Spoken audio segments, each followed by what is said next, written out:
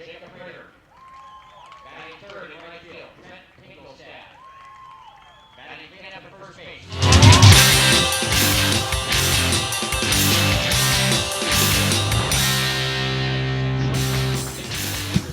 hello again, baseball fans, and welcome back to Lower Columbia College, David Story Field here in Longview, Washington, as we have reached game number 15 of the 2017 NWAC Baseball Championships. This is it. Loser is number 2, winner is number 1, and it will feature the West Division champion Lower Columbia Red Devils and the Northern Division champions Everett Trojans. Everett has forced this final tie-breaking game as it just defeated Lower Columbia a few moments ago, a little bit ago, by a score of 6-3, as Curtis Bayfus picks up the win as he goes 7 innings, allowed 2 runs on 6 base hits, and Ryan Sandefur comes in the last 2 innings and shuts the Red Devils down as he allows 1 run on 3 base hits and walked nobody. Bayfus struck out 7 in the ball game. Lower Columbia made it interesting in the bottom of the 9th as it loaded the bases. Then a little blooper by Jordan Barkus towards left field, and Daniel Head, a spectacular diving catch, saves the ball game for the Trojans and forces this final and deciding game. The Red Devils will be the visitors here in this final ball game. They are the West number 1 team with a 39-10 record, and here is the starting lineup as announced by Eddie Smith. Ricky Muzzy will lead off. Muzzy is the second baseman for Lower Columbia. He'll be followed by the catcher, J.T. Strickler. Strickler batting second, he is the catcher. Hitting third for Lower Columbia this afternoon will be Cameron Campbell. He is the first baseman. Jordan Barkus hits fourth for Lower Columbia. He is the third baseman. Batting fifth will be Kyle Sandstrom. Sandstrom batting fifth and playing center field. Right fielder this afternoon for the Red Devils will be Trevor Huddleston. He is hitting sixth. Batting seventh for Lower Columbia will be Chase Hodkinson. Hodkinson is the designated hitter. Red Devils number 8 hitter this afternoon will be Steve Robinson. Robinson is in left field, and batting ninth for Lower Columbia in this final game of the year will be Corey Conklin. Conklin is the shortstop. And starting for the Red Devils on the mound will be Taylor Davis. For Everett Trojans, their starting pitcher this afternoon is going to be Dalton Chapman. Chapman tagged here for the final game of the year. He comes in playing 13 games. He has started all 13. He has 1 shutout on the season, 1 complete game, a record of 6-3, and an ERA of 1.83. So it's going to be Lower Columbia and Everett playing in the final game of the 2017 NWAC Baseball Championships. Turned out to be a perfect day for baseball. Not too hot, not too cold. As we mentioned, the first couple days it was pretty warm, upper 80s, low 90s. Today, temperature be in the high 60s, low 70s. Spectacular afternoon for this final baseball game. Question is, will Everett be the bridesmaids for the second year in a row? Or will they be able to bring home the trophy this year? Or will LCC be able to put the 12th trophy, team baseball trophy, in its trophy case as an NWAC baseball school? We are ready to go, and up first for the Red Devils will be Ricky Muzzy. Muzzy, the second baseman, will be followed by Stricker and Cameron Campbell. Dalton Chapman is ready, takes the deep breath, the pitch, swing, a line drive into right field. There is Tingelstad, though. He reaches up, makes the catch for the first out. First pitch coming at 3:18 this afternoon, and Muzzy flies out on the first pitch of the ball game. That'll bring to the plate J.T. Strickler.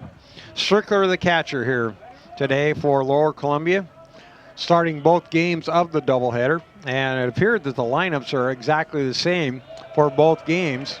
So both teams pleased with their lineups, and they'll stick with the same group that they started the first game with. Strickler has a count of 1 ball and no strikes, and Chapman is ready. Here comes the wind in the delivery, and that fastball is high. Well, two balls and no strikes. Our home plate umpire is Colin Price. At first base is Ryan Sorensen. As Chapman peers in, here comes the 2-0 pitch. That fastball is upstairs as well. 3 balls and no strikes. At second base is Chris Claflin, and the third base umpire is Jim Clifford. So a 4-man umpire crew for this championship game. Here's a 3-0 pitch, and that's wide for ball 4.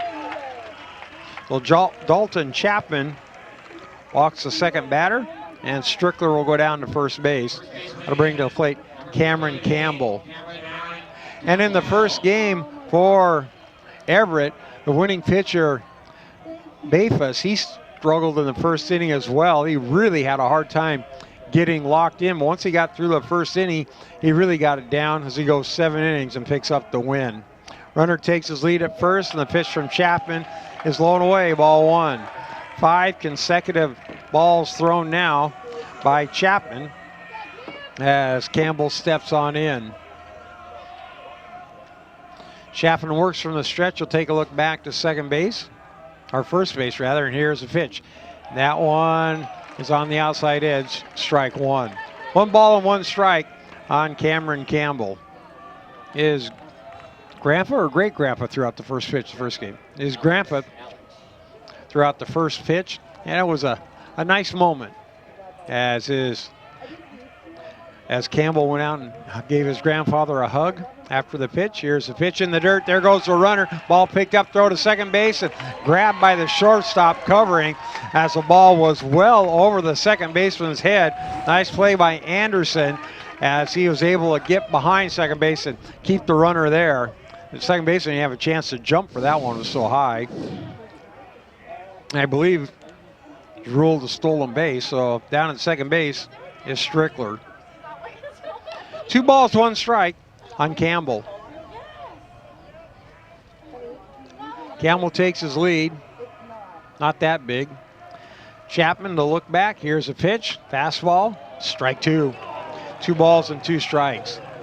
Groan from the crowd. Mostly LCC fans here. Good contingent of Everett people here as well. And it's a good sized crowd for this final game of the 2017 NWAC Baseball Championships. Chapman from the stretch. Here's a 2-2 pitch. Curveball swing, fouled, out of play, right side. And the counts will stay at 2 balls and 2 strikes. And Lower Columbia jumped out to a 2-0 lead in the first game. And then Everett came back with 6 straight. And the Devils threatened in the bottom of the 9th of game number 1. But Sandover finally able to close the door. And Everett is forced this final game. Chapman again from the stretch. And again, it takes a long time. Here's a pitch, swing, popped up, and again out of play on the first base side. And the count remains at 2 balls and 2 strikes. Again, very reminiscent of what Bafus went through in that first inning. He had a lot of pitches fouled off, walked a batter, and once he finally settled in, he was good. So now we'll see how Chapman does if he can get through this first inning. Runner at second, no out, no score, top of the first, Lower Columbia College and Everett. Chapman's ready. Here is the pitch, and that one in the dirt. Another nice snag by O'Brien for the Trojans. They'll count full now. 3 balls, 2 strikes on Campbell. Barkus awaits on deck. Campbell playing first this afternoon in game number 2 for the Red Devils. And again, Chapman from the stretch. Here comes a 3-2 pitch, and it misses low, ball 4. Well, Campbell down to first base on the walk, and Lower Columbia has something going right off the bat. For Chapman, his second walk of the ball game, consecutive walks. So we take a look at Story Field, 306 down the left field line, 342 to left center, 387 to center field. Straight away, the big 20-foot barn, then to right center field, 354 and down the line, right field, 326. First pitch is a breaking ball inside to Jordan Barkus. Barkus was robbed on the great play by Head out in left field. Head doesn't make that play, 2 runs scored, then it gets real exciting for LCC in the bottom of the ninth. But a superior play by Daniel Head, and he ends the ball game. Here's a pitch, swing, fouled away. And the count, 1 ball, 1 strike. Lower Columbia is the visitors in this ball game. I guess it was a coin flip to determine that. So Everett will be the home team on the scoreboard, even though this game being contested on LCC's home field. Chapman hoping for a ground ball to get out of the inning. And it'll work from the stretch. Here's the 1-1 pitch. Check swing, and it's called strike 2. 1 ball, 2 strikes on Barkus. Barkus in game number 1, 0 for 4. Had a run batted in, though, on a bunt back in the 3rd.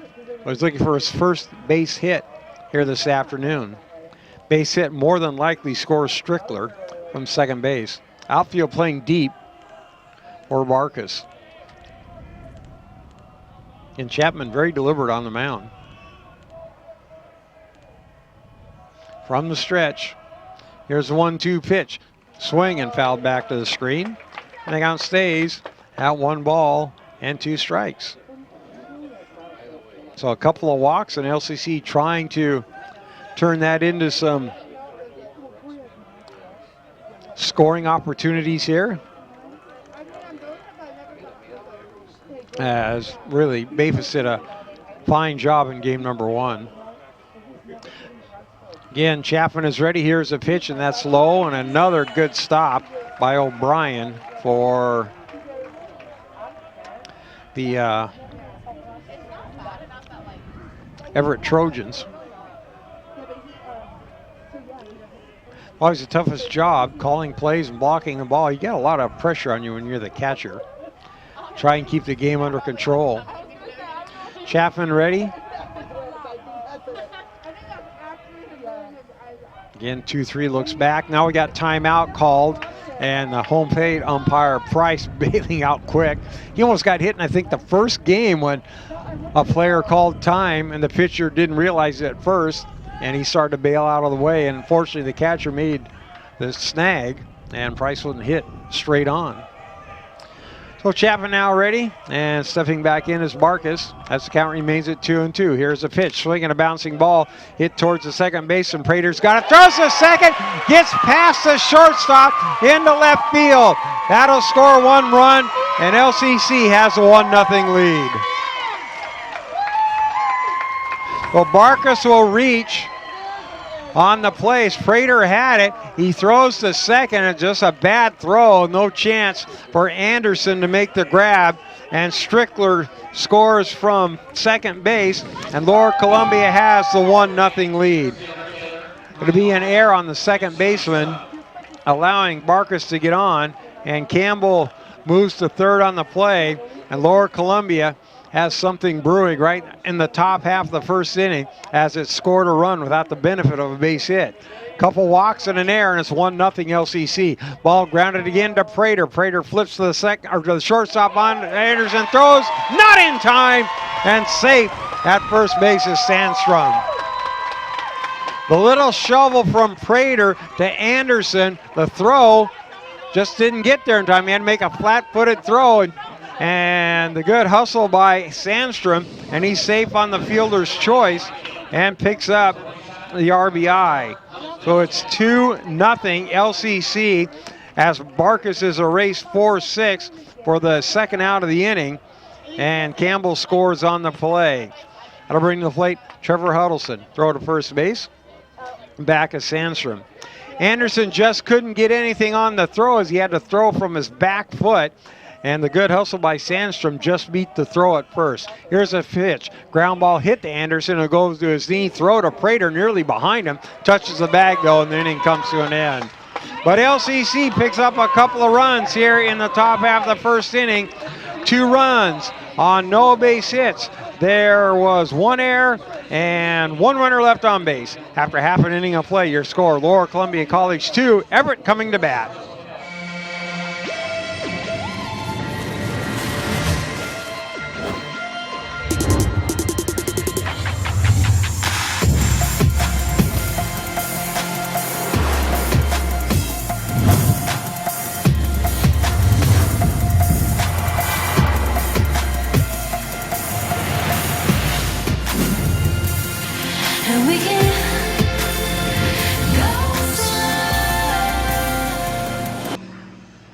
I was looking more into playing volleyball here, and they have a very successful volleyball program. But also, I didn't want to be just a student athlete. I also wanted to be academically successful. I really like the relationship with the professors. All of my classes have been pretty small, and the professors, I feel like, genuinely care about you as a student. We went to Florida this past winter. It was for a coastal ecology class. Being outside, getting dirty, getting sunburned, doing a bunch of collections, I really enjoy it. I'm Kylie Porter, and that's why I chose C of I.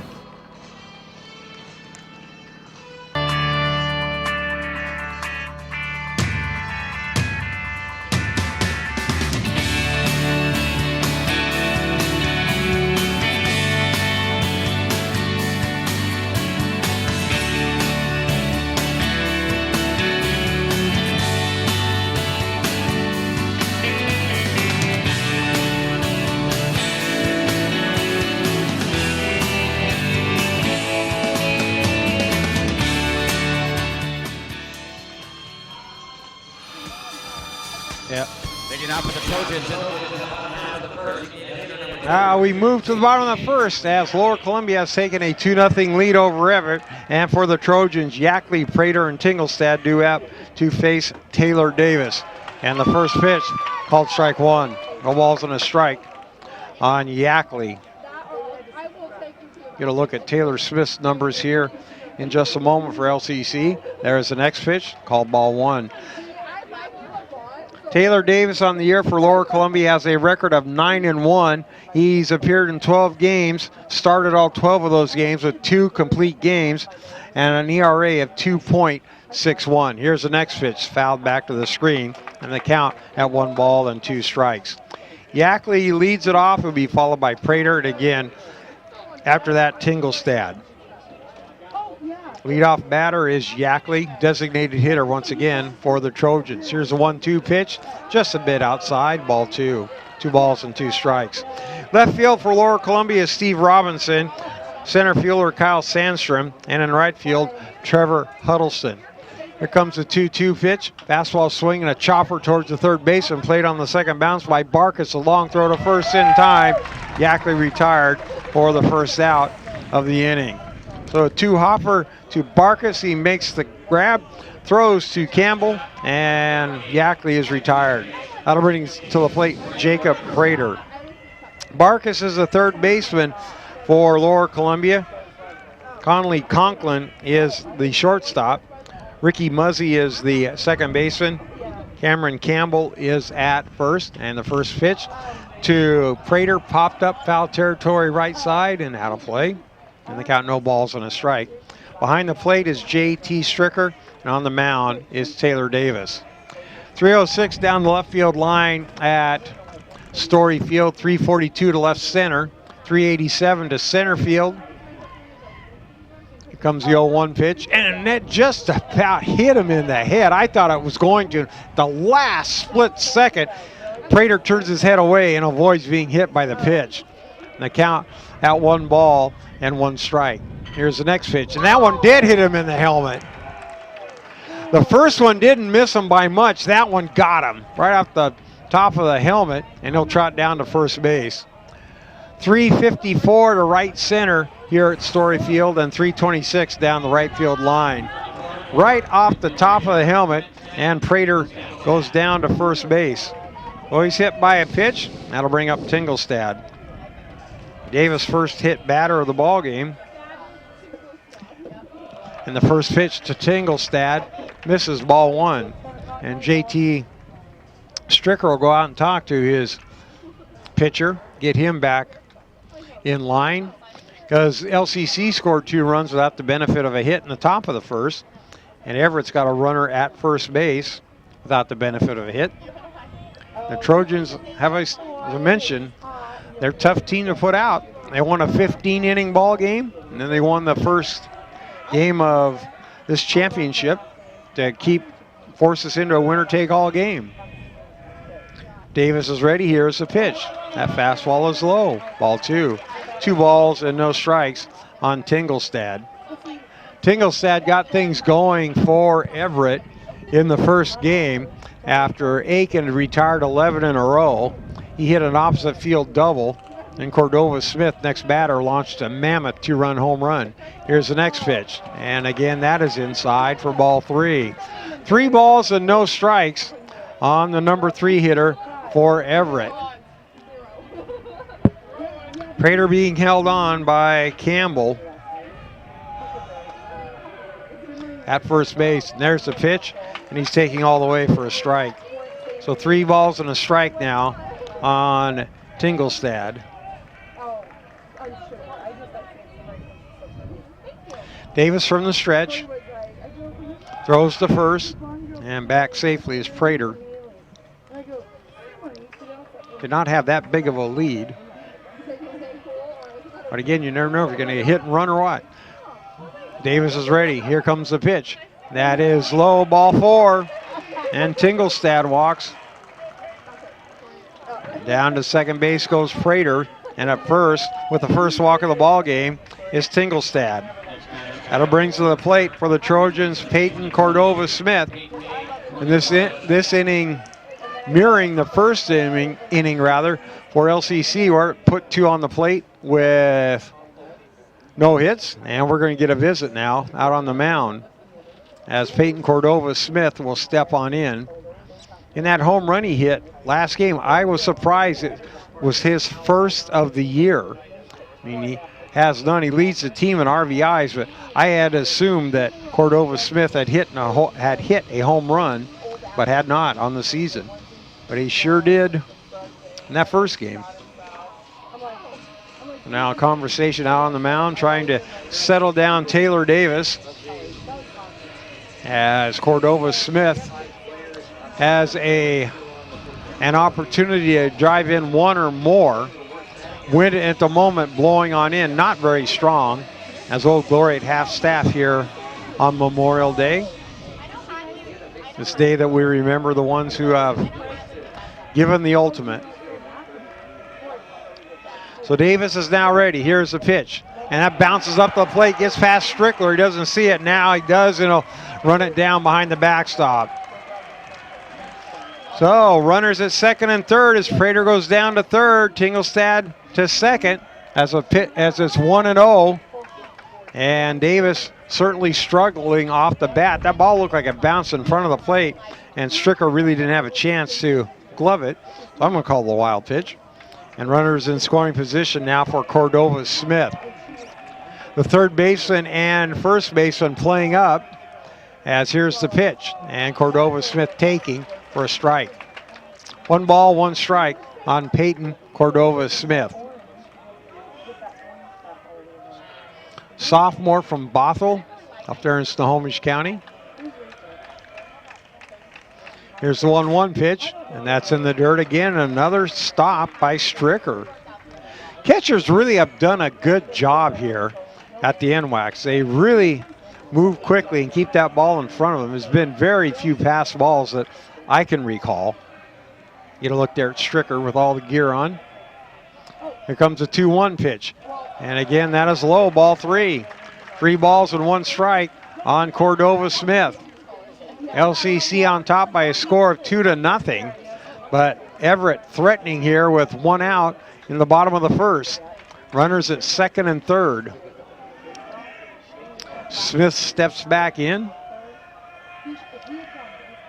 Davis is ready. Here's a 3-1 pitch. Swing and fouled away. And the count goes full at 3-2. Cordova Smith with a healthy cut on that one. And he'll step back in again.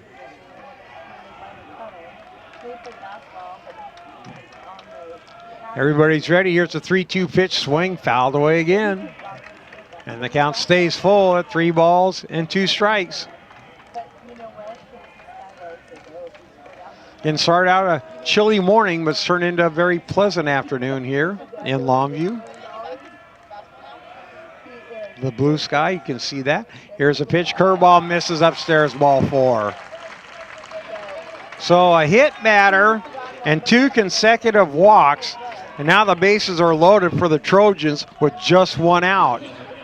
That'll bring to the plate Bryce Steckler. Nowhere to put Steckler or Davis, and he will continue to work out of the stretch. First game had a good pace. The pitchers are doing well. In this game, both pitchers will come out of the gate struggling. Here's the first pitch and a check swing, strike one. No balls and a strike on Steckler. Prater at third, Tingelstad at second, Cordova Smith at first. Again, the corner infielders playing up for a play at the plate. Middle infielders back looking for the double play ball. Here's the 0-1 pitch, and that is high. Ball one. 1 ball and 1 strike on Steckler. Steckler, 287 on the season.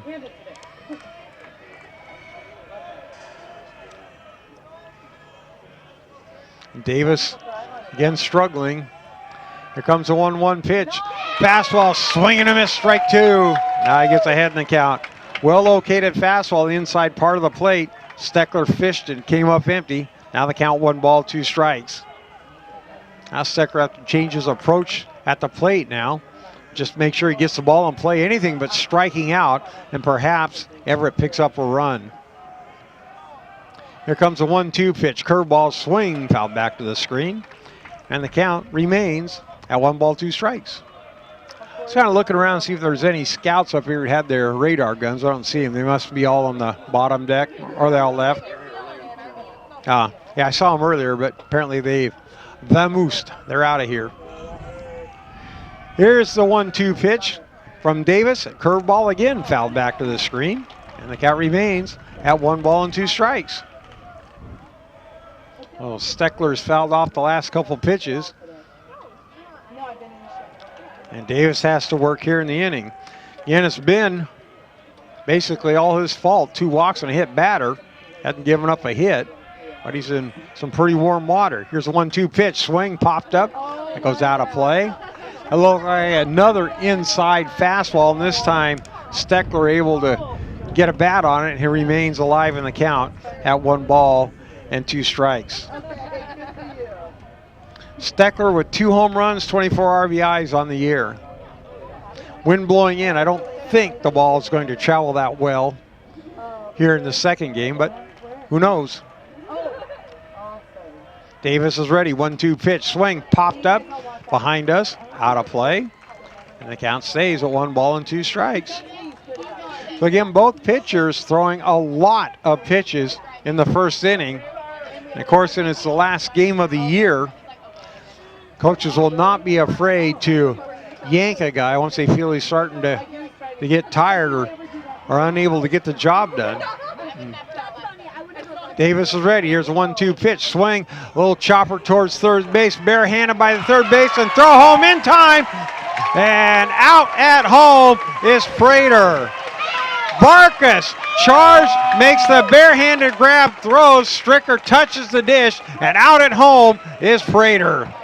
Nice play there by Barkus as Prater is retired. 5-2. That's the second out of the inning. Down to first base goes Steckler on the fielder's choice. Tingelstad to third, Cordova Smith to second, and that'll bring up Nick Anderson.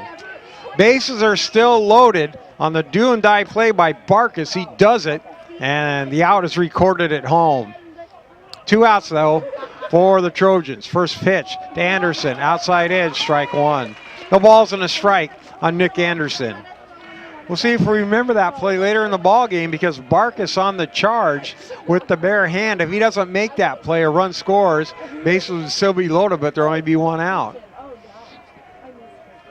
Davis is ready. Here's the next pitch, and he takes it outside. Ball 1. 1 ball and 1 strike on Anderson. 6th batter to the plate for the Trojans. LCC sent 6 to the plate in the top of the inning and plated 2. Right now, Everett looking for its first marker of the game. 2-0, LCC. Here's the 1-1 pitch. Swing and another bouncing ball. Barkus has got it on the hop. Stands, throws in time, and Davis wiggles off the hook here in the first inning of play. For the Trojans in the first inning, no runs on no hits or no errors, and 3 runners left on base. After 1 inning of play, it's Lower Columbia 2 and Everett 0. People often ask, what is it you do? I'm an Idaho Army National Guard soldier. But then again, it's not that simple. You see, I'm more than a weekend warrior. It's a continuous effort every day.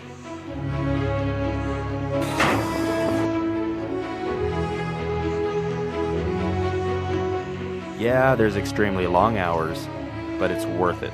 I love my job. It's like anything else. My profession is whatever I want to make of it.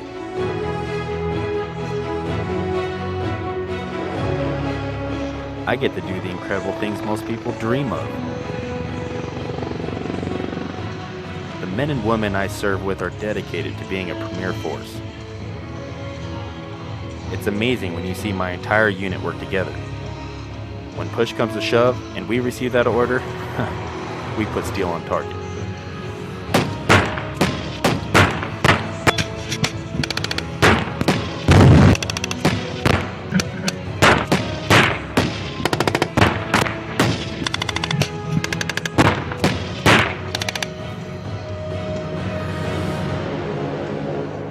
I'm always ready to be called upon to serve our nation. But in the meantime, I train.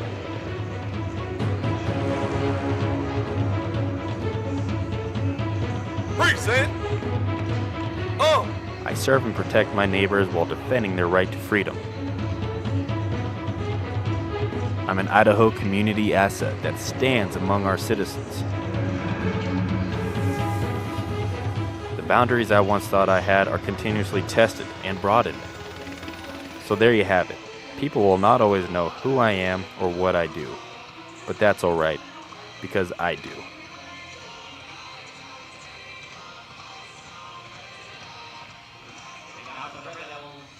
The second. Well, both pitchers struggled Designated hitter in the number first 5. inning as they both walked 2 batters, and Lower Columbia used those 2 walks to score 2 runs. Everett had 2 walks but could not score a run, and that's where we stand right now after 1 inning of play, 2-0 Lower Columbia.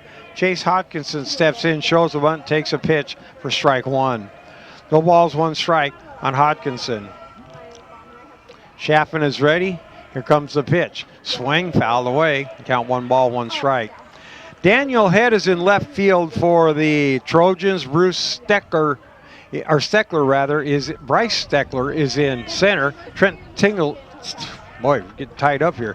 Trent Tinglestad is in right. Third baseman Trevor Cook. Nick Anderson's a shortstop. Jacob Prater is at second. Peyton Cordova-Smith is at first. Here comes the 0-2 pitch, swinging a fly ball, hitting the right center field. Long run for the center fielder. He reaches up and he makes a running catch out in right center field.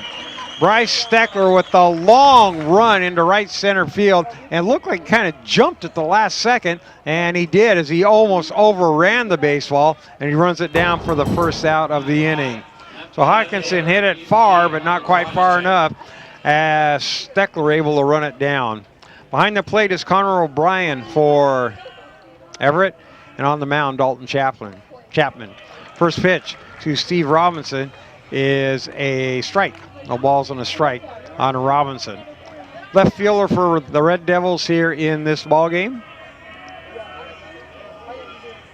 And Chapman's ready. Here's the 0-1 pitch. Swing, bouncing ball hit to Prater. He's got it, flips to first. Cordova-Smith makes the grab, and Robinson retired for the second out of the inning. So 2 up and 2 down here for Lower Columbia in the top half of the second inning. That'll bring to the plate the shortstop, Corey Conklin. Conklin, a left-handed batter for the Red Devils. And he hails from Corvallis, the sophomore. I mentioned the first pitch to him, swinging a high fly ball, left center field, retreating on it is Steckler. He's underneath it, reaches up, makes the catch, and a quick inning for the Devils here in the second. For Lower Columbia, no runs, no hits, no errors, no one left on base. After an inning and a half, LCC 2, Everett nothing. Every guardsman knows the call. It has many meanings, but when it's spoken, the message is clear. Heard, understood, acknowledged.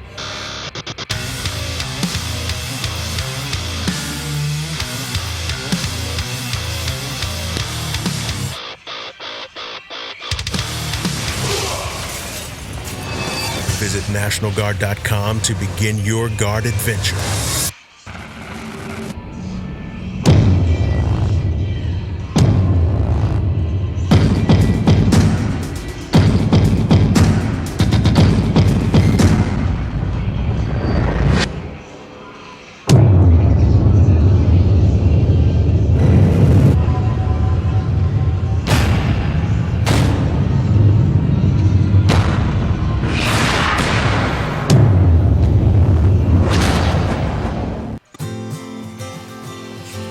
The first day of school is kind of scary. You don't know your teachers yet or who your friends will be. But school is really important. It's how you learn things and grow. Okay, I'm ready. You're gonna do great, Mommy.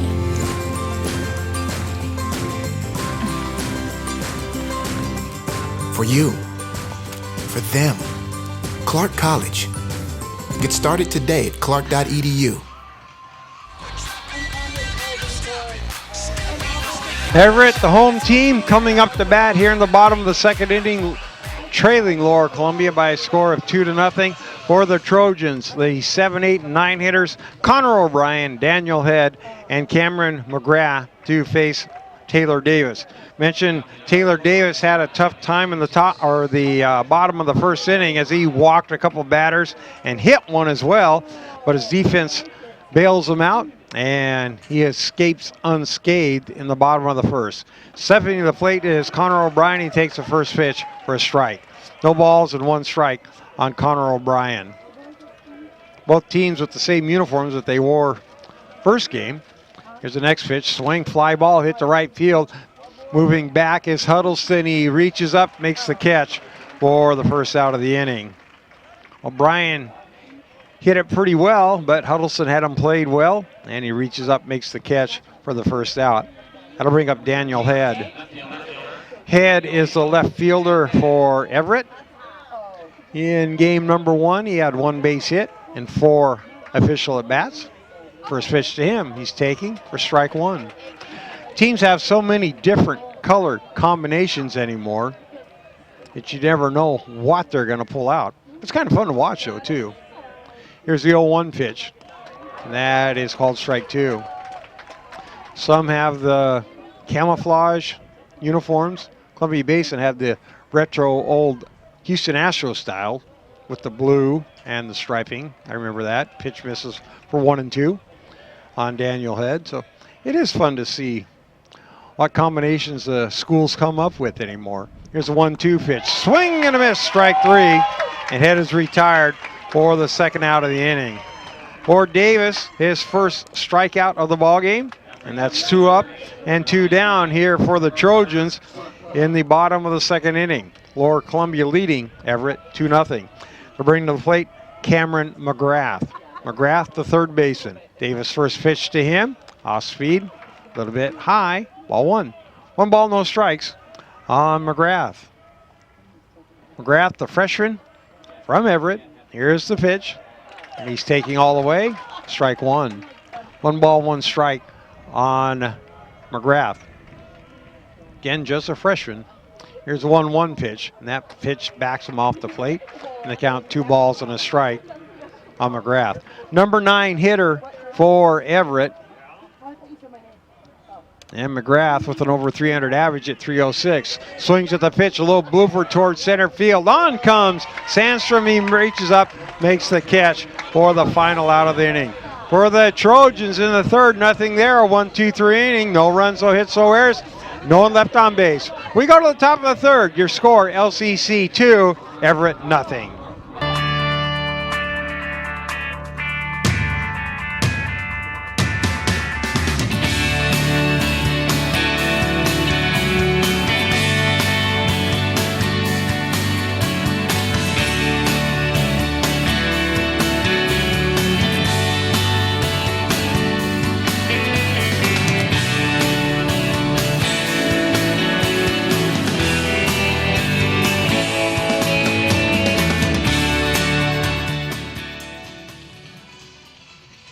LCC has definitely prepared me to transfer to Oregon State because it's helped me with my study skills. I'm a much harder worker than I was in high school. I had a great support base by the staff, and I've made some great friends that I think I'll carry on with my life. I've definitely loved my classes. I've learned a lot. It's been a healthy environment. Don't be afraid to branch out. The people here are awesome. I'm going to be in it for a while, but down the road I'll be finishing up and be ready to join the workforce.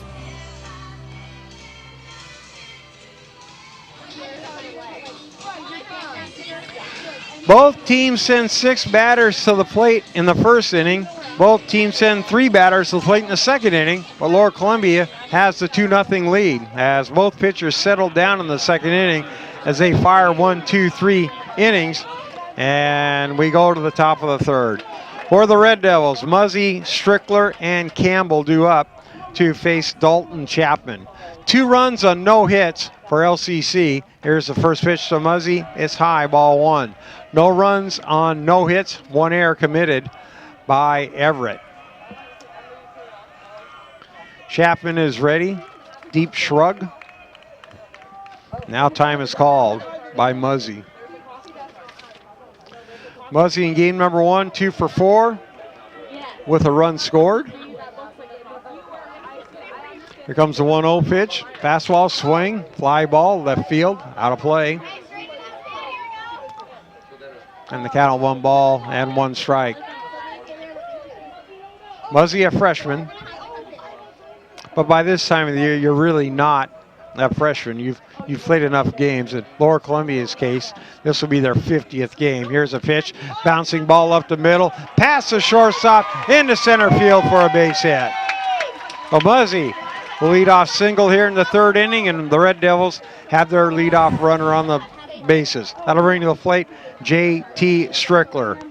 Looking for a challenge? Push yourself further. It begins when you enlist as a soldier in the U.S. Army. You'll be trained in one of more than 150 career fields and could even earn money for college if you qualify. To find out more, visit your local Army recruiter or log on to goarmy.com. So Muzzy at first base on the base hit, and that brings to the plate Strickler. Strickler today walked and scored a run in the first of the Devil runs, and stole a base. So it's 2-0 Lower Columbia, top of the third with nobody out, and the leadoff runner, batter, Muzzy at first. Chapman from the stretch throws the first base, and diving back safely is Muzzy. Cordova Smith holding him on there. And later in this ball game, sun could be a factor, especially on the right side of the infield, especially with the first baseman, depending how long the game goes. Here's a 1-0 pitch, swing, and a line drive into left field for a base hit. Strickler right on the button, hits it into left field, and the Devils once again have runners on here in the third inning. First 2 batters reach base here for Lower Columbia in the third inning. A solid single by Strickler moves Muzzy to second. Cameron Campbell now will come to the plate for the Red Devils. And a reminder that Olympic College is a place to pursue your dreams on and off the field. With 11 women's and men's athletic teams and numerous academic pathways, there is something for everyone at Olympic College. Get busy learning at olympic.edu. Cameron Campbell to the plate. Walked and scored a run in the first inning. We'll see if he's bunting here. Everett's thinking he might. Third baseman and the first baseman all cheating. And then there's a shift in the defense, and the second baseman comes over to second, and Muzzy dives back in. So Everett's head coach, Levi Lacey's expecting something from Eddie Smith as he sends everybody up and moving around, as Lower Columbia leading by a score of 2-0. But right now, nobody out, and runners at first and second. Campbell will clean up, or the number 3 hitter swings and hits the first pitch into left center field. Long run for Steckler. He makes the catch. Tagging is Muzzy. He will go into third base standing up. Everybody for a moment right in front of me thought that ball had a chance to get out of here as Steckler got on his horse quickly right near the warning track, makes the catch for the first out of the inning. So that's 1 out. And down to third base goes Muzzy.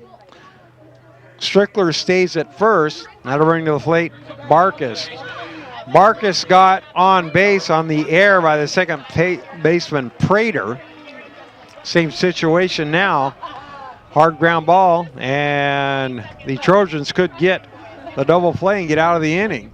Here's the first pitch, swinging a fly ball, right field, shallow, on comes Tinglestad, makes the catch. Here comes the throw to first, coming in home and sliding in safely is the runner from third. Everett's going to appeal, he's out at third. Muzzy left early right off the bat. Everett was appealing. They threw down to third. Muzzy is out, and the inning is over. They threw to first base, and he was safe there. Muzzy took off on the catch, and right as soon as that ball was caught, they appealed to third. They were pointing as soon as that ball was caught that Muzzy left early, and they go to third base to appeal. The appeal is called out, and Muzzy is out at third base. So nothing for LCC here in the third inning. No runs on 2 base hits, no errors, 1 runner left. After 2.5, your score, Lower Columbia 2, Everett nothing. The first day of school is kind of scary. You don't know your teachers yet or who your friends will be. But school is really important. It's how you learn things and grow. Okay, I'm ready. You're gonna do great, Mommy.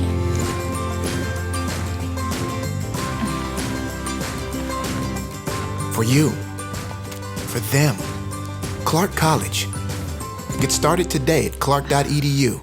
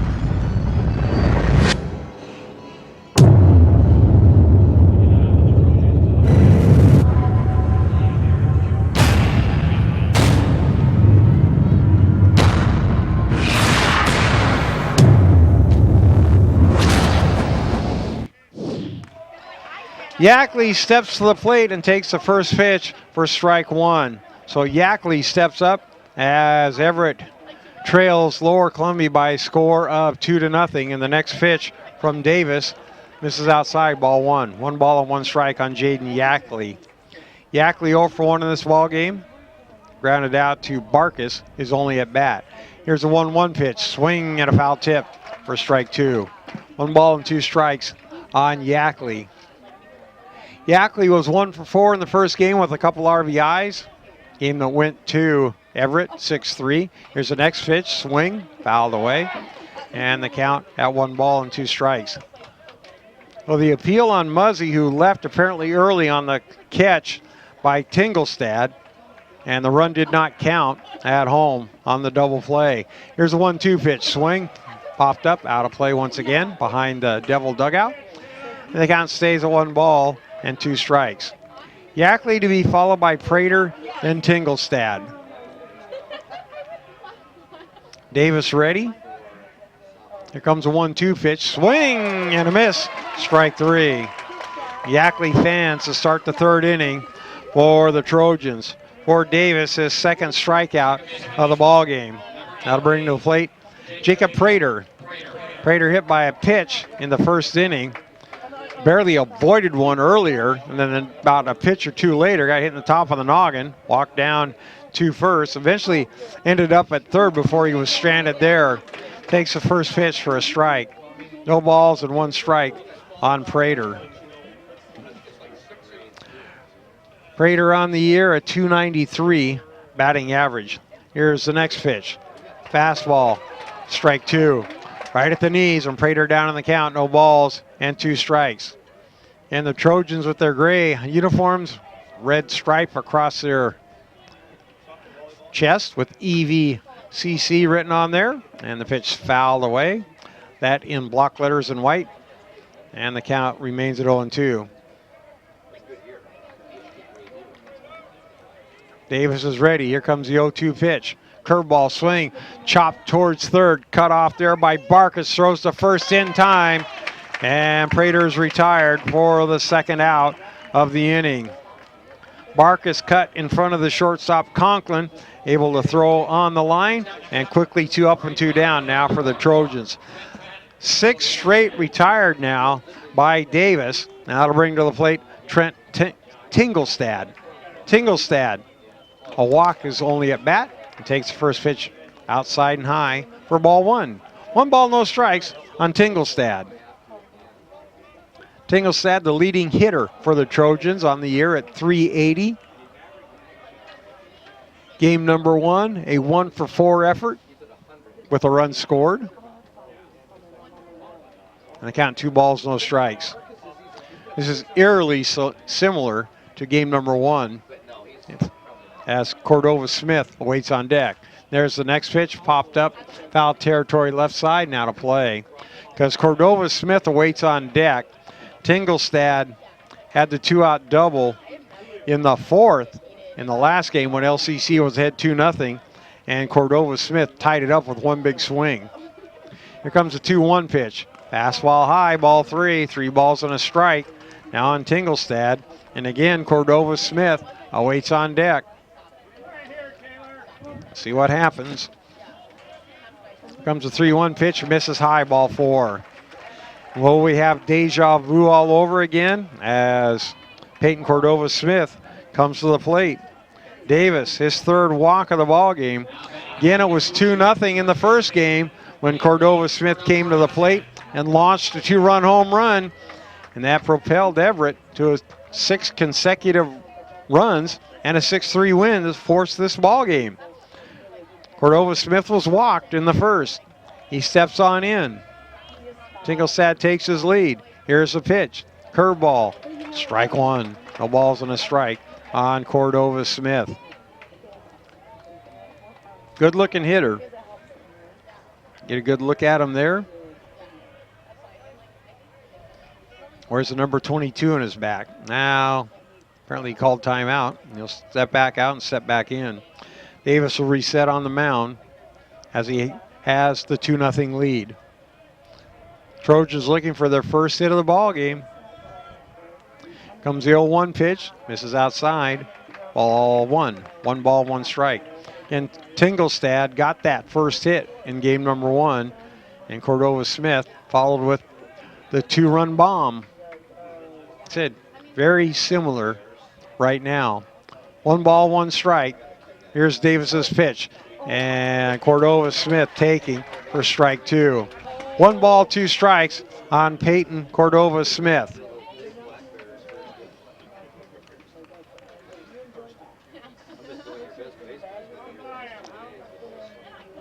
Davis is ready. Here comes the pitch, and it's swung and hit foul. The count stays at 1 ball and 2 strikes. Off the Devil dugout on the first base side. The count stays at 1 ball, 2 strikes.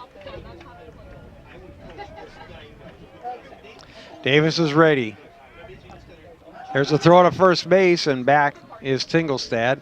Made a just kind of a fake move towards first, and Davis, the quick throw over there, and forces the runner to get back to the bag, head first side. Smith ready, so's Davis. Here comes the 1-2 pitch, and again, fastball wide for ball 2. 2 balls and 2 strikes. Again, this is a guy you want to probably pitch very carefully. Hope you get him to swing at your pitch. He'll step back in as Davis works the stretch. The 2-2 pitch, and that's in the dirt. Ball 3. 3 balls and 2 strikes on Cordova Smith.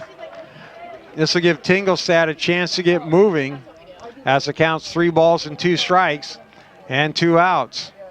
Outfield back deep for Cordova Smith. Infield back deep as well. Davis is ready. Throw to first base. And back safely is Tingelstad. The ball gets on top of you pretty quickly here in this new artificial turf. And if you haven't been here, it really, really is pretty. There goes the runner. Here's a pitch. Swing, ground ball, foul up the first base line. New turf put in after the end of last year's baseball season. And the infield dirt is recycled material as well. If you've been listening to our broadcast, especially me, to me it looks like it's sparkling. You just see the glitter in the field. And that's the way it should be. It's a baseball diamond, so you should have glitter.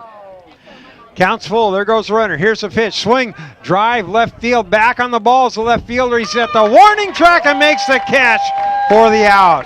Cordova Smith gave it a good ride to left field, but Robinson, just before the warning track, reaches up, makes the catch, and retires the Trojans here in the third inning of play.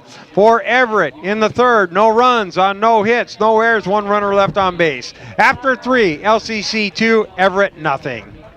Originally, I came to C of I specifically for baseball. And once I got here, I realized that C of I was a lot more than just baseball. The student-faculty ratio here is unbelievable. That was really where I realized that C of I was different than my old school that I transferred from, and really any other school. I had one teacher spend about 5 hours with me in 2 days on individual work, and I've never had a teacher, even in high school, take the time to do that for me. I'm Sam Grice, and that's why I chose C of I.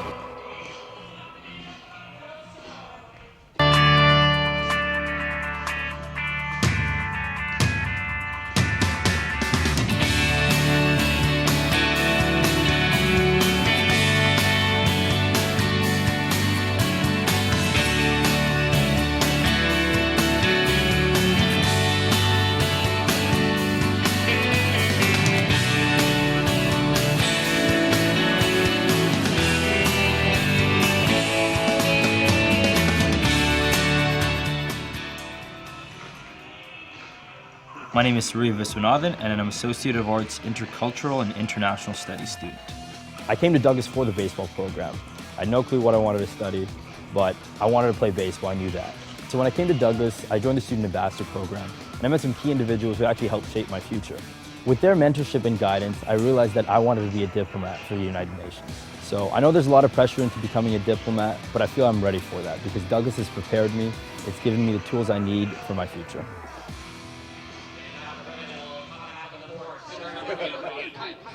Bert Foster back here at Story Field here in Longview, Washington.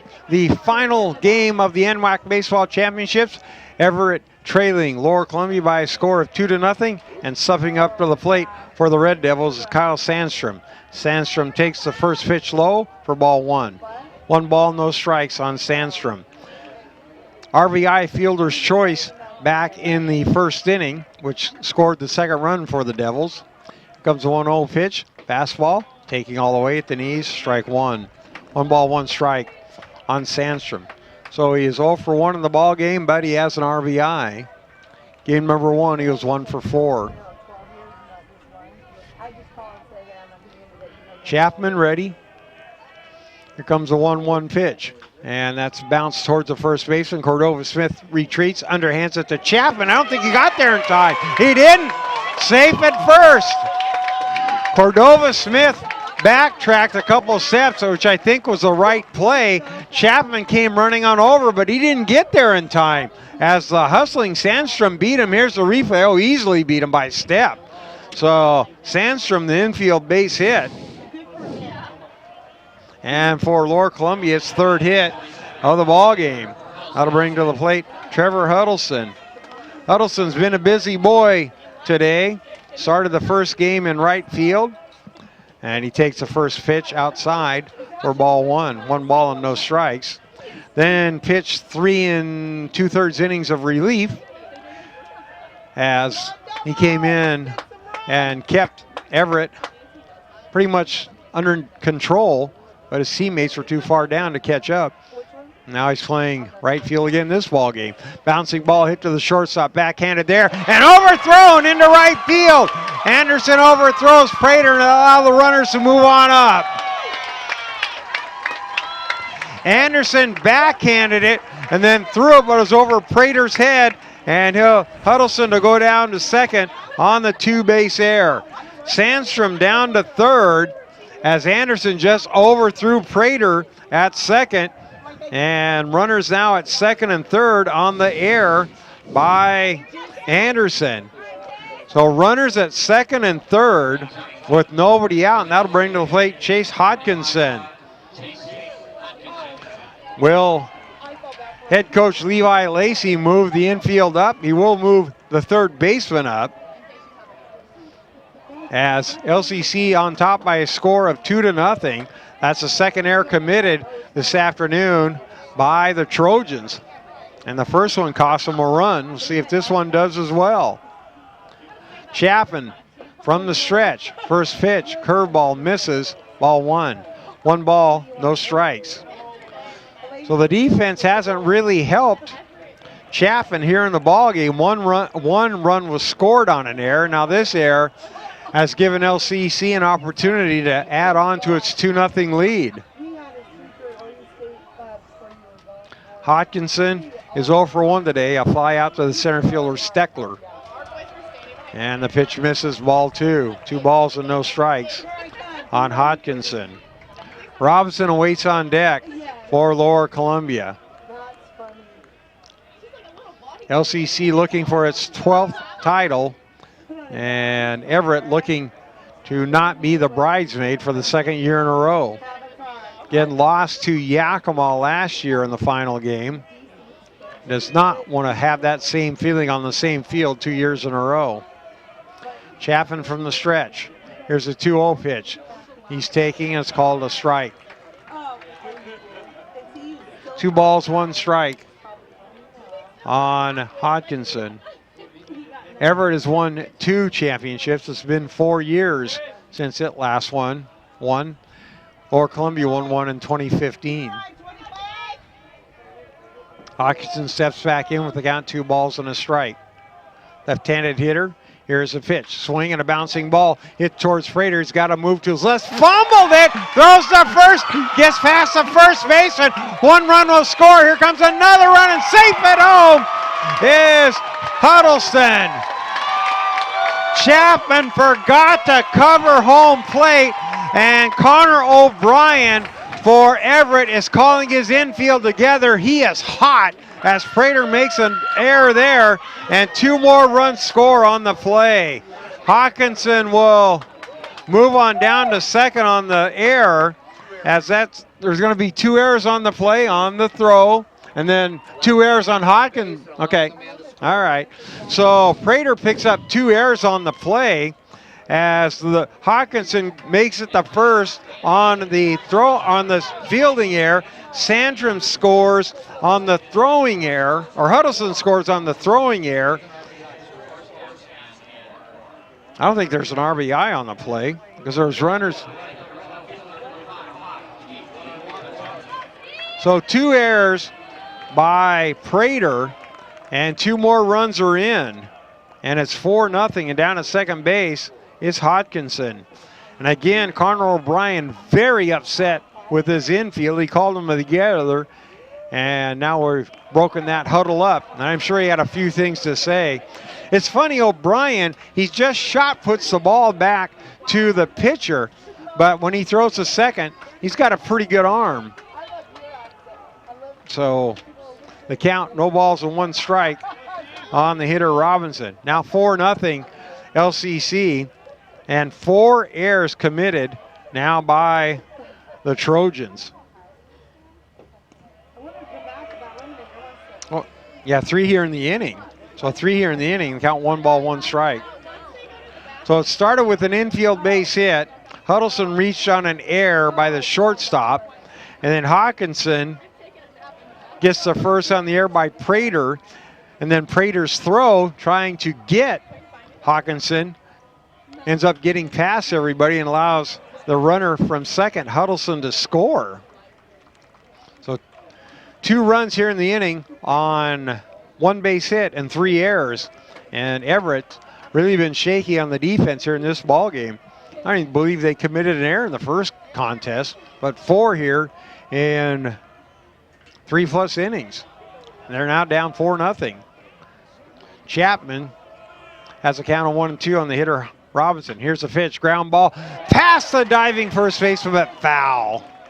Just foul, as the fans right in front of us thought it was inside the first base line, but the first base umpire, Ryan Sorensen, said, nope, just foul. And you can see in the replay, yeah, just before it got to the first base pillow, the ball was to the right of the line, so a foul ball. 1 ball, 2 strikes on Robinson. Now we're going to have a conversation here. I don't think they can rule replay on that one, can they? Foul ball? No. Dave Andrew looking very quickly. Foul ball, no, they're not going to. Okay. Well, they could have, but they decided not to appeal it, so. Yeah, ball hit the ground. You can see in the replay it's clearly foul, and Eddie Smith said, I won't argue it. Here's the pitch, down in the dirt. O'Brien able to block it. Count 2 balls and 2 strikes. I'm not sure how many chances you get to ask for replay at the NWACs. I guess it's something should look up. But right now, the important thing is LCC's on top, 2-0, top of the 4th over Everett. Again, this is a winner-take-all ball game. Chapman from the stretch.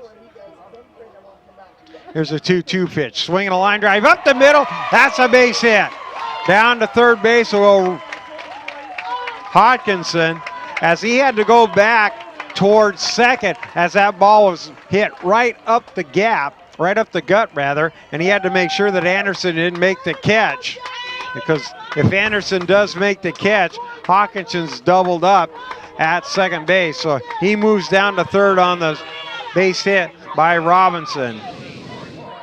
So Lower Columbia with 2 base hits, 3 errors by Everett, now has runners at the corner, leading by a score of 4-0, and there is no one out for the Devils here in the top half of the 4th inning. That'll bring to the plate Corey Conklin. Conklin today 0 for 1, flied out to the center fielder Steckler. Chapman in a lot of trouble, and the first pitch misses away, ball 1. And it's just funny to see O'Brien just lob that ball back to Chapman. Then when he throws it to first, second, or third, he throws it pretty dang hard. There's now activity in the Everett bullpen as they are down 4-0. A throw over to first base and back safely is Robinson. LCC taking advantage of the errors during the ball game, has scored 4 runs. Here's the 1-0 pitch, swinging a line drive into right field. That'll fall for a base hit. That'll pick up Hawkinson from third. From first to third goes Robinson, and the Red Devils lead by a score of 5-0. Conklin with the RBI single into right field, picks up Hawkinson from third. Robinson will move from first to third, and Lower Columbia with 3 runs here in the 4th inning of play now have a 5-0 lead. 5 runs on 5 base hits as Conklin picks up the RBI single. 5 consecutive batters have reached base now for Lower Columbia, and we go back to the top of the order and Ricky Muzzy. Muzzy today 1 for 2. Chapman from the stretch. First pitch, curveball taking, strike 1. No balls and a strike on Muzzy. Muzzy went to third on the hit by Strickler and then was doubled up as he left third on the fly ball by Barkus. Barkus was called out on the catch, and Muzzy was called out on the appeal at third, and that run was erased back in the 3rd inning. But right now it's 5-0 LCC. Chapman, the pitch, curveball, swing and a miss, strike 2. No balls and 2 strikes on Muzzy.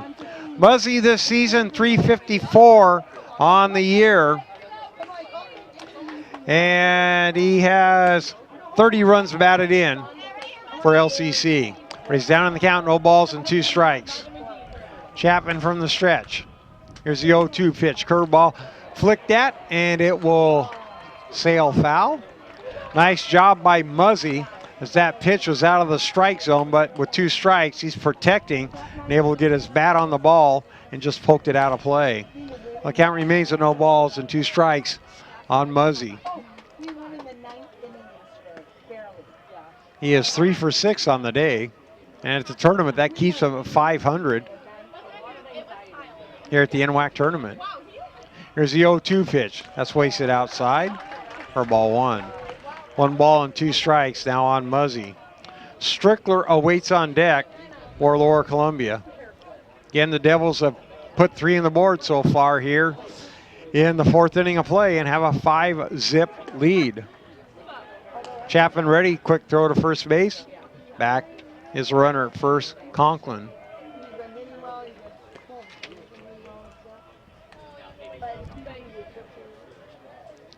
Chapman laboring here in the inning. Here's a 1-2 pitch, curveball swing, high pop up down the left field line, near the foul line, a catch made by the left fielder, and no chance for the runners to advance. Shallow left field and foul territory, and Head the long run able to make the catch for the first out of the inning. Well, nice play there by Head as he was in foul territory, and really no chance for the runner at third, Robinson, to advance. Conklin had gone halfway down to first, or to second rather, and they had to retreat. They'll bring the plate Strickler. Strickler today is 1 for 2. Walked, stole a base, and scored a run in the first, and singled in the third. First pitch to him, he shows the bunt, takes the pitch high, ball 1, throw to third base, a tag, and just safe is Robinson. Bang, bang play at third base, and Robinson just got back as Cook put the tag on. O'Brien the throw to third, and Robinson just got back.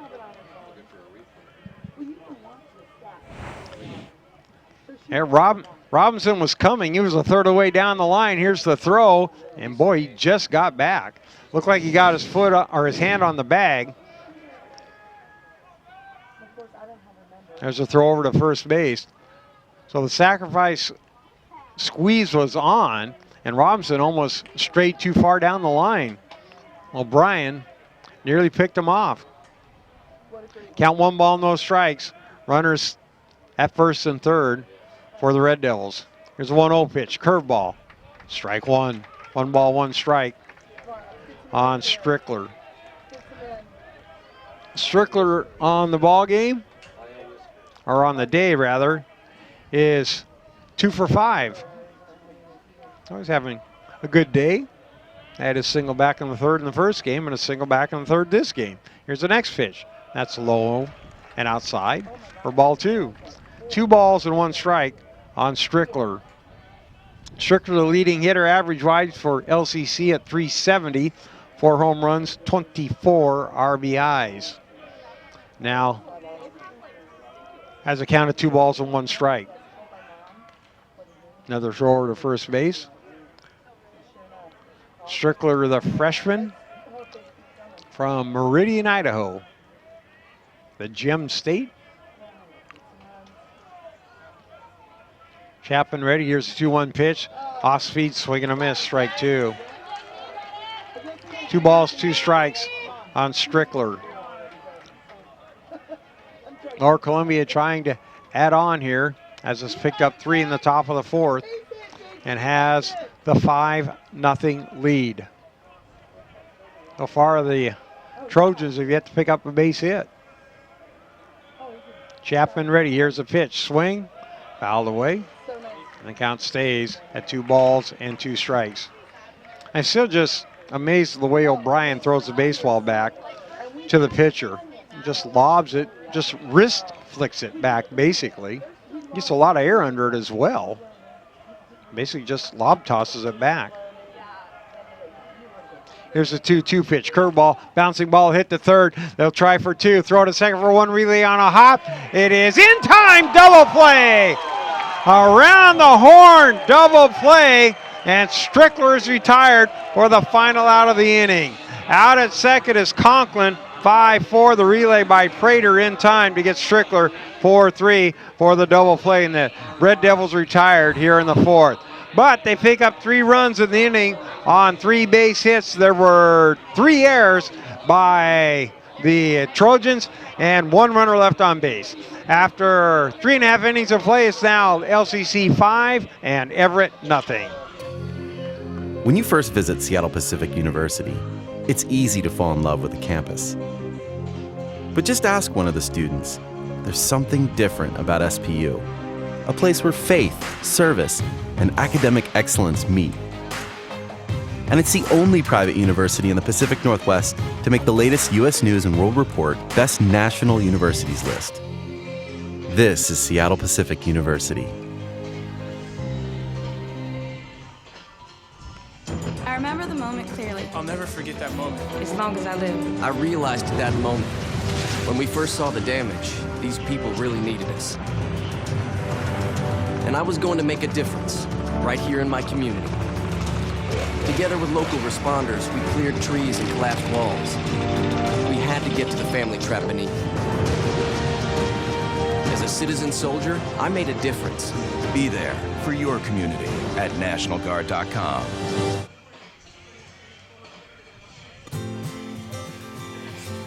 The first day of school is kind of scary.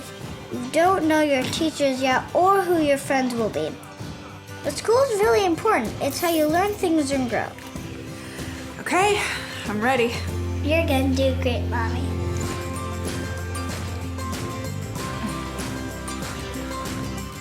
For you, for them, Clark College. Get started today at clark.edu.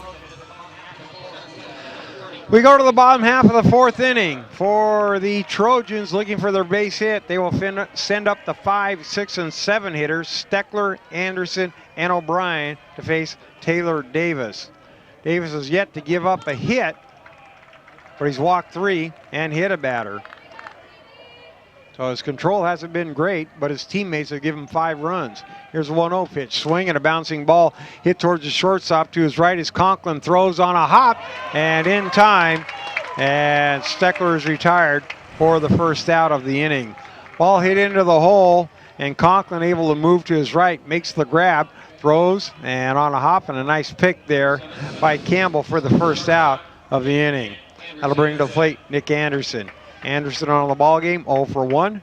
Grounded out to Barkas, his only at bat. First pitch, strike 1. And turned out to be a big play as that by, or was it bigger? I guess it was up earlier. Prater got wound out. Ball grounded towards the first baseman. Ball hit off the end of the bat. Campbell's got it. He'll step on the bag. And the Trojans quickly 2 up and 2 down here in the bottom of the 4th inning. They'll bring to plate the catcher, Connor O'Brien. O'Brien 0 for 1 today. Flied out in his only at bat to Robinson. And in game number 1, Connor O'Brien was 1 for 4, a single back and a run scored in the 5th inning. Takes the first pitch, strike 1. No balls and a strike on Connor O'Brien. Here comes the 0-1 pitch. Swing and a little pop towards shallow left field, and it will fall for a base hit. O'Brien, a soft fly ball just over the shortstop's head and falls in front of Robinson, and Everett has his first base hit of the ball game. Comes with 2 outs in the 4th inning. Just really no man's land where that ball landed, and that'll bring the plate Daniel Head. So the no-hitter gone after 3 2/3 innings of play, and Head will come to the plate for the Trojans. Swings at the first pitch, strike 1. No balls and a strike on Head. Head 0 for 1 in game number 2 today. Strikeout victim back in the 2nd. Where's the number 13 on his back? Here's the 0-1 pitch, swing, a fly ball, hit to right center field, long run for Huddleston. He is there and reaches up, makes the catch for the last out. Just at the warning track, and Huddleston there to make the grab for the 3rd out of the inning. For the Trojans in the 4th, no runs. They pick up their first base hit of the game, no errors, 1 runner left on base. After 4, LCC 5, Everett nothing. Seattle Pacific University is a premier Christian university where each year 4,000 students catch a vision for making a difference in the world. All across the globe, SPU graduates are making an impact in medicine, technology, athletics, business, education, music, theater, and more. SPU is dedicated to outstanding scholarship and thoughtful faith. It's a powerful combination that brings about change in the lives of graduates and in the people and communities they serve. Seattle Pacific University, engaging the culture, changing the world. When it's your job to protect the world's greatest nation, it's your responsibility to solve the world's greatest challenges. This is why we search for the best and brightest, why we train for every eventuality, on land and water, in the air, space, and even cyberspace.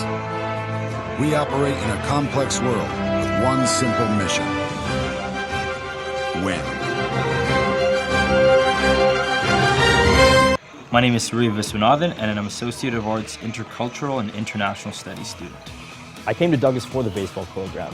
I had no clue what I wanted to study, but I wanted to play baseball, I knew that. So when I came to Douglas, I joined the Student Ambassador program, and I met some key individuals who actually helped shape my future. With their mentorship and guidance, I realized that I wanted to be a diplomat for the United Nations. So I know there's a lot of pressure into becoming a diplomat, but I feel I'm ready for that because Douglas has prepared me. It's given me the tools I need for my future. We go to the top of the fifth inning. The 3, 4, and 5 hitters, Campbell, Barkus, and Sandstrom, to face Dalton Chapman. Chapman's given up 5 runs, but his teammates have committed 4 errors. That's what's made it tough on him here this afternoon. First pitch to Campbell is up and in, ball 1. Campbell today is 0 for 1. Here comes the 1-0 pitch, fastball swing, fouled out of play down the right field side, and counts 1 ball and 1 strike. Campbell walked and scored a run in the first and flied out to the center fielder Steckler back in the third. Chapman is ready. Here comes the 1-1 pitch. Fastball, and that is downstairs. Ball 2. 2 balls and a strike on Cameron Campbell. Campbell game number 1, 1 for 4 with an RBI. Comes a 2-1 pitch. And that is upstairs. That RBI coming in the 9th inning with Lower Columbia trying to rally from the 6-2 deficit, but couldn't overcome that and lost 6-3. That's why we're playing right now. But LCC leading 5-0 here in the top of the 5th. Here comes the 3-1 pitch.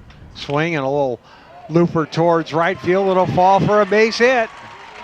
Prater was given a chase to his left, but he just couldn't run it down, and it'll fall for a base hit.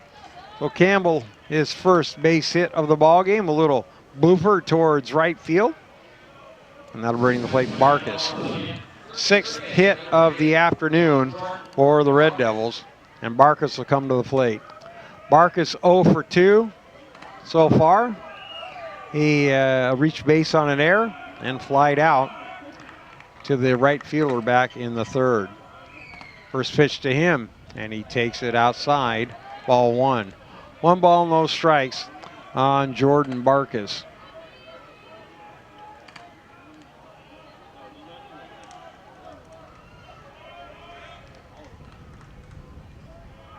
Left-handed batter.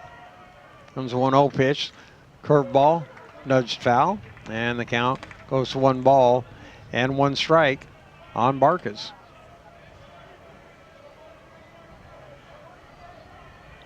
Barkus with the number 3 on his jersey.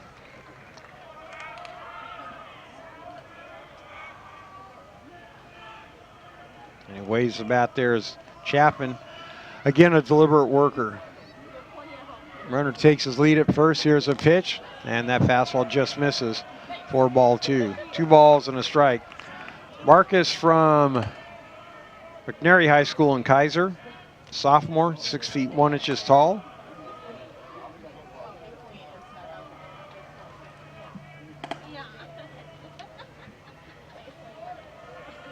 And he will get ready again. There's another throw over to first base by Chapman. If I remember right, one of the locals around here, Scott Fisher, is from McNary High School. It's a big sponsor of sports around here. And the pitch at the knees for strike 2. Big Oregon State fan as well. I'm not sure if he's going to Omaha if the Beavers make it that far or not. You know, he talks about it. Count 2 balls and 2 strikes on Marcus. Chapman ready. Comes a 2-2 pitch. Swing. A little looper down the left field line. That could be trouble. It is a foul ball. Just foul. Third base umpire Jim Clifford running on out had a good look at it. Ball was slicing the whole time and just ended up foul. So the count stays at 2 balls and 2 strikes. Probably would have got the runner to third, Campbell. That was, well, probably not down the left field line, but it was a tough play because that was just right left of the foul line. So the count stays at 2 balls and 2 strikes. Campbell will take his lead at first base. Chapman, the quick glance. Here comes a 2-2 pitch. That fastball hit towards left center field, moving on over quickly. His head, he is there to make the catch for the first out. Head is pretty quick getting to the baseball, and he glides on over, make the catch for the first out of the 5th inning. Back to first base goes Campbell. Now bring to the plate the center fielder, Kyle Sandstrom. Sandstrom today is 1 for 2 with a run scored, an infield base hit, but he picked up an RBI in the first on a fielder's choice, which gave LCC its 2nd run in the 1st inning.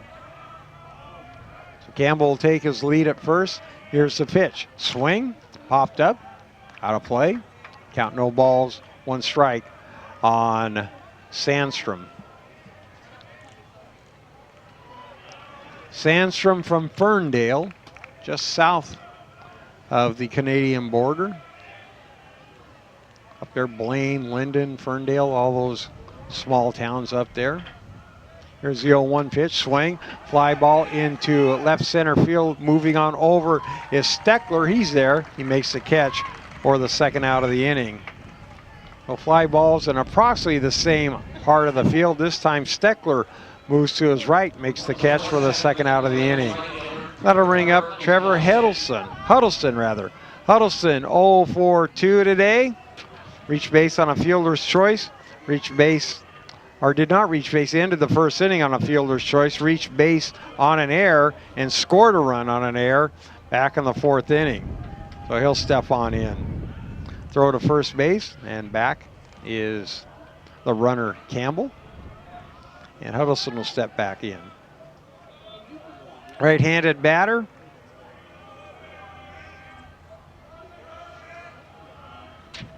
And here's the pitch, curveball, strike 1, right at the belt. For the strike. Nice pitch that time by Chapman.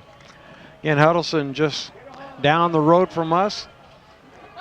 Played his high school baseball, basketball at Woodland, which is about 15 miles south of us. Here's the 0-1 pitch. And that's in the dirt. Nice stop by O'Brien. And the count at 1 ball and 1 strike. Huddleston family pretty prolific in Woodland. Lots of Huddlestons. It's always hard to keep track of the cousins and the brothers and sisters. Here's the 1-1 pitch. That pitch is outside, ball 2. 2 balls and 1 strike.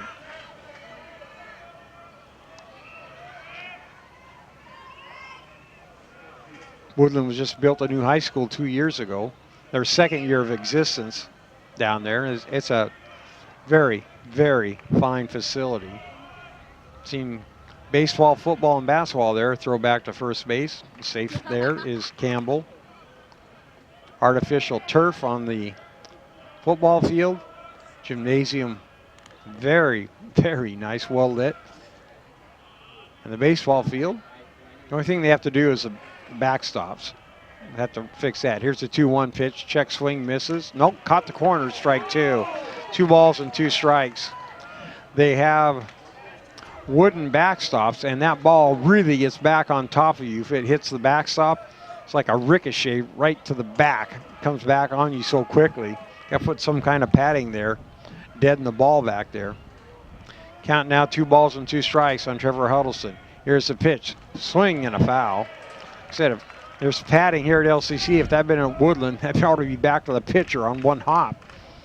You don't see just wooden backstops very often anymore. And I'm sure that next year they'll probably have some kind of padding on it. So Chapman again to throw to first base. And back diving is Campbell. 5-0 Lower Columbia College leading Everett here in the championship game of the NWACs. Top of the 5th inning. Here's a pitch. Curveball swing all the way, and I think it hit the pole. Hit the light pole and drops. The count stays at 2 balls and 2 strikes. Tell you the truth, Chapman looks a little tired out there. He just doesn't seem he's got it all left. I could be wrong, but right now he just seems he's dragging a bit. He is taking his time between pitches. Another throw to first base and diving back safely is Campbell. These teams both division winners. North region winner Everett. Lower Columbia, the West region. Next pitch, swing and a miss, strike 3. Huddleston strikes out, and the inning is over. For Lower Columbia in the 5th, no runs on 1 base hit, no errors, 1 runner left on base. After 4.5, Lower Columbia 5, Everett nothing.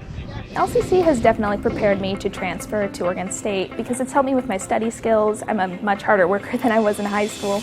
I had a great support base by the staff, and I've made some great friends that I think I'll carry on with my life. I've definitely loved my classes. I've learned a lot. It's been a healthy environment. Don't be afraid to branch out. The people here are awesome. I'm going to be in it for a while, but down the road I'll be finishing up and be ready to join the workforce.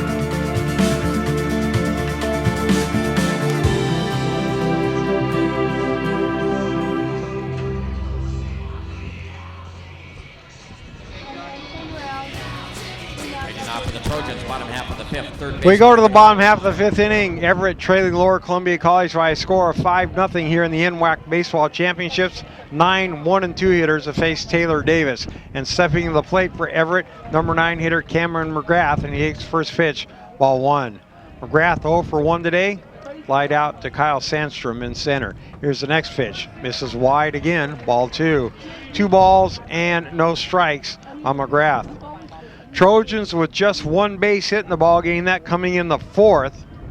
Had a chance in the 1st to score a run as Davis walked to and hit a batter, but couldn't score the run. Here's the pitch, and that's the inside corner. Strike 1. 2 balls and a strike now on the number 9 hitter, McGrath. Here's the next pitch. Fastball, swing and a miss, strike 2. McGrath down in the count now, or even in the count. 2 balls and 2 strikes. He was over 2 in the first ball game. He was replaced by Cook. Here comes the next pitch. That fastball downstairs, ball 3. 3 balls and 2 strikes on McGrath.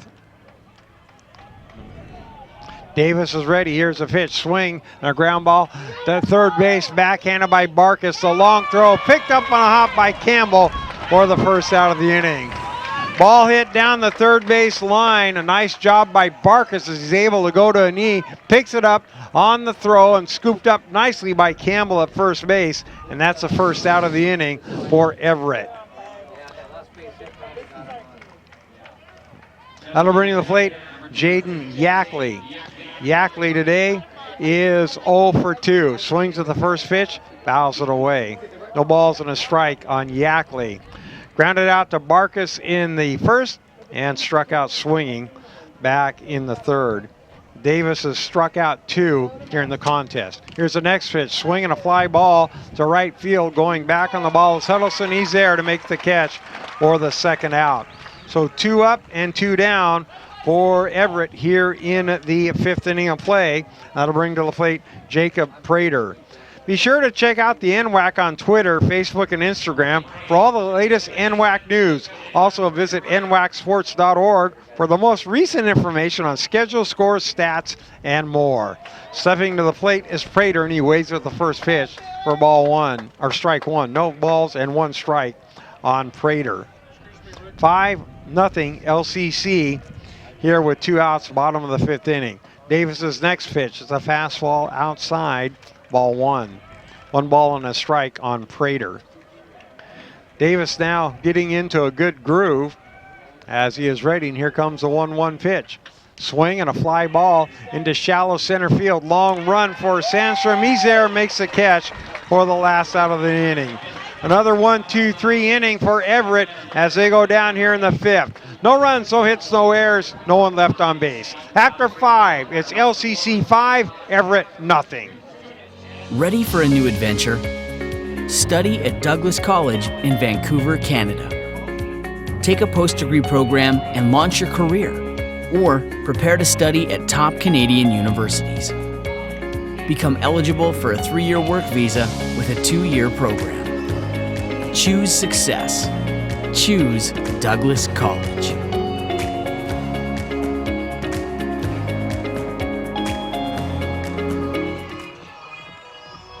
Look, baseball's a numbers game. A 570-foot home run at age 15, 31 homers in 66 games, first front cover at 16, number 1 overall draft pick, majors at 19. Over 100 home runs is 34. On-base percentage of 340, then 368, then 460. 4-time All-Star, beating 9.2 million ballots, 30 out of 30 MVP votes, chasing 762, 4256, 2297, 3562. You're 220 at age 23. 597, But kid, just remember, no number sounds as good as this.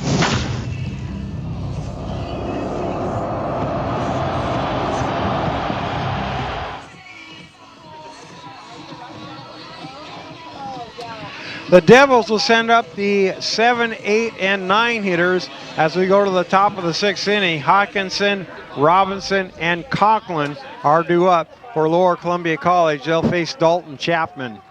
Lower Columbia leading by a score of 5-0, scored 2 in the top of the 1st, 3 in the 4th, and have the 5-0 lead.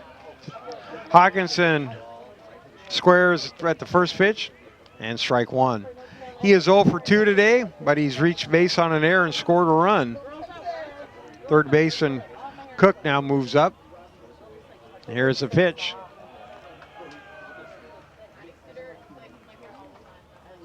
And it's 1 ball, 1 strike.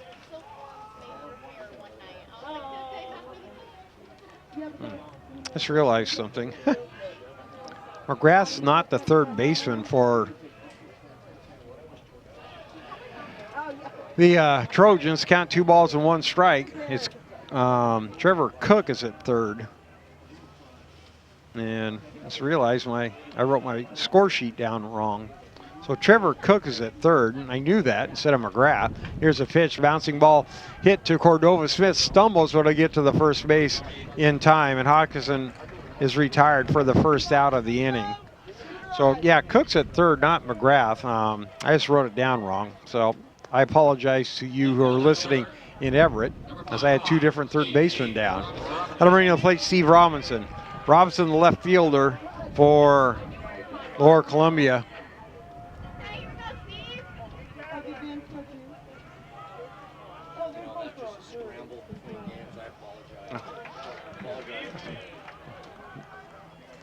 And the first pitch, no balls and 1 strike on Robinson. Chapman is ready. Here comes the 0-1 pitch. And swing and a miss, strike 2.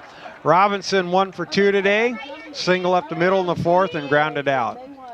LCC again looking for its 12th championship. This is their 44th appearance, and that last one coming in 2015. Here's the 0-2 pitch, swing and a miss, strike 3. Robinson strikes out for the second out of the inning. So in 43 appearances, that's the second strikeout of the ball game by Chapman. 43 appearances, the 44 appearances now. Red Devils with 11, and that's a pretty good percentage. It's a school founded in 1934, and the first years of classes held at R.I. Long High School. And here comes the first pitch to Conklin. Ball 1 ball, no strikes. LCC again founded in 1934. Current president is Chris Bailey. I've seen Chris here for a few of the ball games. And the first class, they were registering at Corton's downtown music building. Next pitch inside. Ball 2 balls and no strikes. So the classes were held at R.I. Long High School, and originally Lower Columbia Junior College is part of the Longview Educational School District. Here's the next pitch, swing and foul back to the padding, and the count is now 2 balls and a strike. Remember, right, LCC became part of the junior college program back in 1961. Originally it was part of the Longview Education District. Here comes a 2-1 pitch. That is inside corner, strike 2. 2 balls and 2 strikes now on Conklin. But again, LCC has been around for a long time here in Longview. And I know they are partner with Washington State University. Here's the next pitch, swing and a miss, strike 3. Conklin is gone, and so are the Devils here in the 6th. A 1-2-3 inning, no runs, no hits, no errors, no one left on base. After 5.5, your score remains LCC 5, Everett nothing. Look, baseball's a numbers game. A 570-foot home run at age 15, 31 homers in 66 games, first front cover at 16, #1 overall draft pick, majors at 19. Over 100 home runs is 34. On-base percentage of 340, then 368, then 460. Four-time All-Star, beating 9.2 million ballots, 30 out of 30 MVP votes, chasing 762, 4256, 2297, 3562. You're 220 at age 23. 597, But kid, just remember, no number sounds as good as this.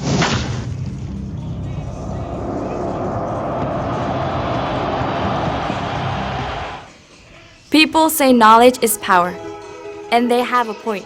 At Portland State, you tell your own story. You build your own stage. You take your best ideas to the streets. You let the world see who you are and who you hope to be.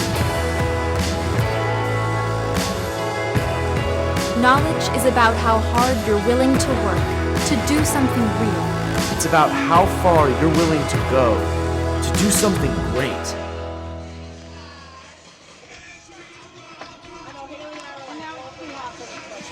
Bottom of the 6th we go. Everett looking to get something going here, trailing by a score of 5-0. Lower Columbia picked up 2 in the first, 3 in the fourth, and right now have comfortable 5-0 lead behind the pitching of Taylor Davis. Davis, after getting through the first inning, has been pretty doggone good. He's only given up 1 hit here in the ball game. That a single back in the 4th inning. He'll pick up the 3, 4, and 5 hitters for Everett here in this inning. Trent Tingelstad has a count of 1 ball and 1 strike. He'll be followed by Peyton Cordova-Smith and Bryce Steckler. Davis is ready. Here's the pitch. Swing and a bouncer. Knocked down by Davis. He goes to his back, picks it up, and throws it first for the out. A vicious one-hopper right up the middle. Davis sticks his glove up there. Ball knocks him down, and he's able to get back up, and he throws the first in time.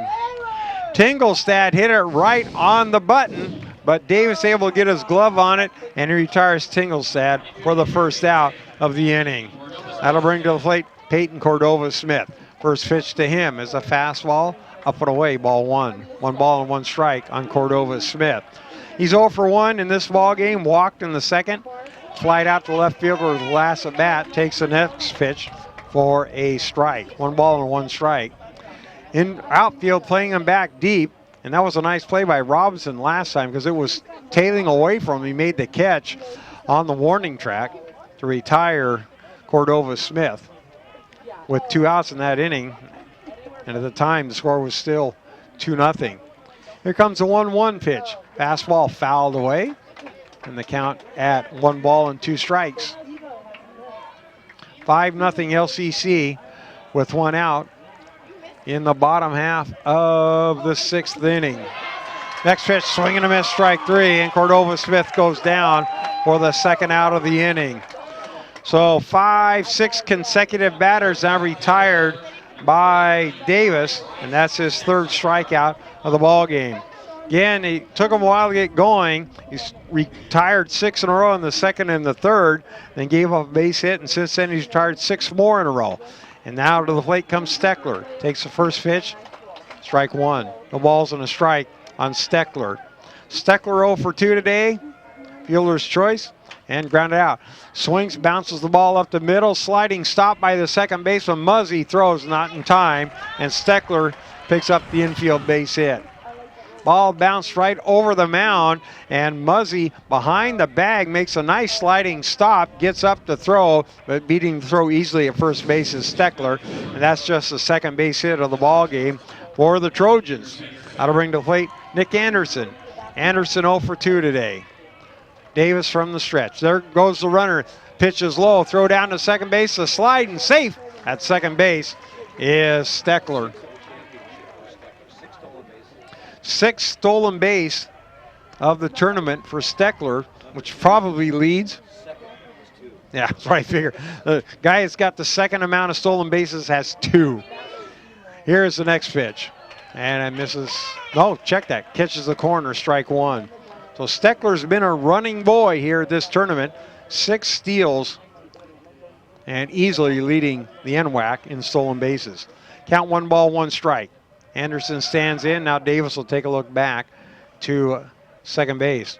As I mentioned, Anderson 0 for 2. Ground out to the third baseman and bounce to the first baseman. There goes the runner again, swinging a line drive into center field. That's a base hit. Scoring easily is Steckler, and Anderson puts the Trojans on the board with a 2-out base hit. Steckler was stealing on the play, so he scores easily, and Anderson right up the middle for the base hit picks up the RBI. So that makes it 5-1 Lower Columbia with 2 outs here in the bottom half of the 6th inning. Now that'll bring to the plate Connor O'Brien. O'Brien today is 1 for 2. First pitch to him, swinging a chopper towards third base. Glove there by Barkus. The barehand throw is in time, and out at first base is O'Brien. Barkus with the barehanded stab throws to first. He gets O'Brien by half a step. But Everett gets on the board. 1 run on 2 hits. There are no errors. 1 runner left on base. After 6, it's LCC 5 and Everett 1. Medical specialists in the Guard are skilled in CPR, field triage, and emergency life support. Medics stabilize and evac the wounded during combat, come to the aid of civilians in a disaster, and provide day-to-day outpatient care. Medical specialists are saving lives on and off the battlefield.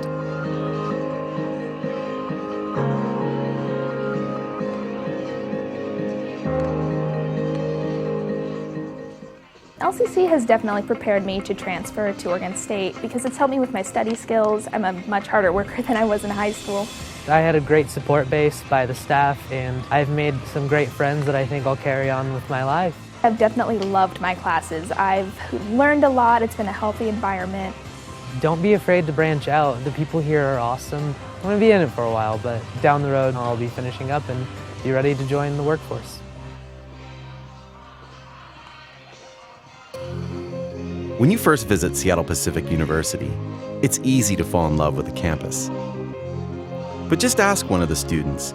There's something different about SPU, a place where faith, service, and academic excellence meet. And it's the only private university in the Pacific Northwest to make the latest U.S. News and World Report Best National Universities list. This is Seattle Pacific University.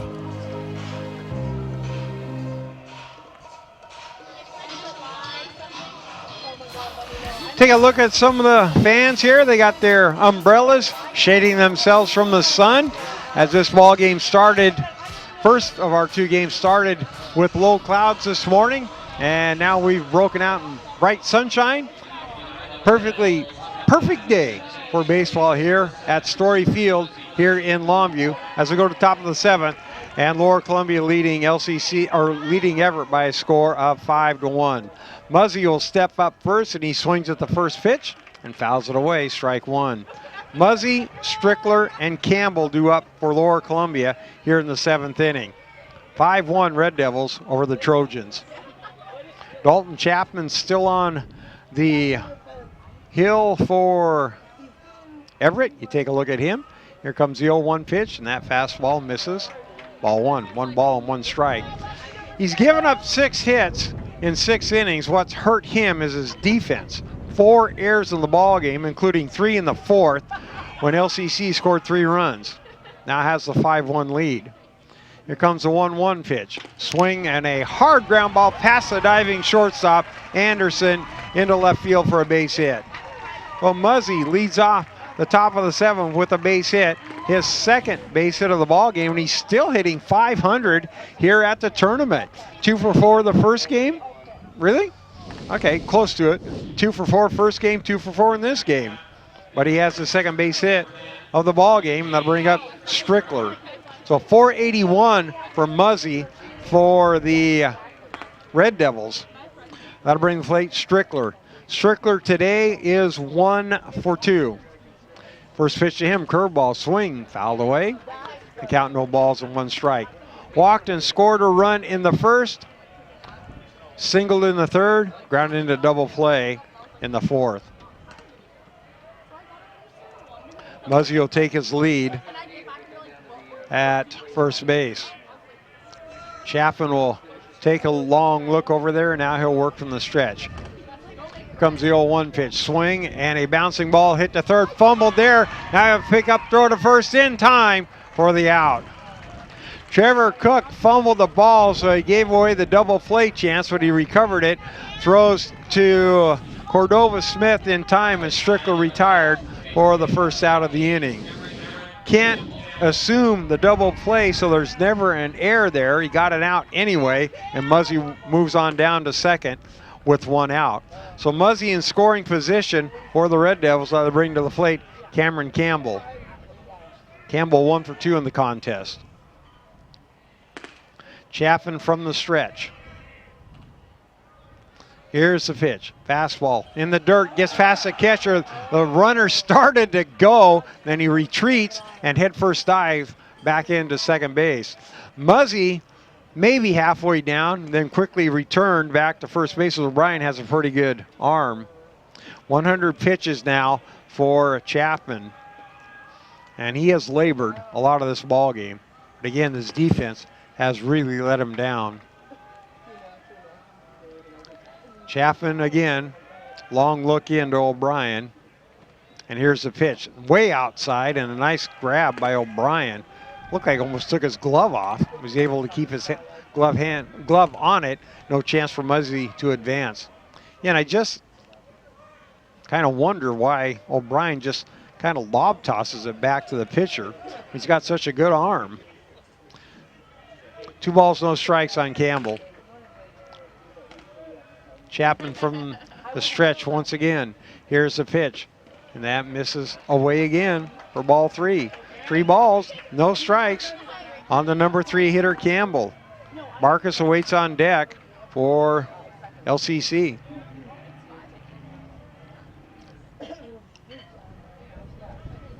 Hope you're enjoying your Memorial Day, this day where we revere the men and women who laid down their lives for this country of ours. Here's the 3-0 pitch, curveball, taking all the way, and it's inside, ball 4. Down the first goes Cameron Campbell. And that is just the 3rd walk of the day given up by Chapman, the first 2 coming in the 1st inning. We salute veterans on Veterans Day and remember the ones who are no longer with us here on this day. I had a couple of uncles who were in World War II. One has passed on, and one's still alive. One uncle who is no longer with us had quite an interesting career. Here's the first pitch, and he takes it inside for ball one.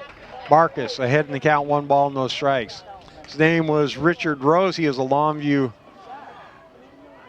native, or actually Cass Rock native, but lived in Longview. His daughter, Cheryl, graduated from R.I. Long, and at Richard's funeral, we found out a very interesting tidbit from World War II as Chapman awaits to deliver the 1-0 pitch.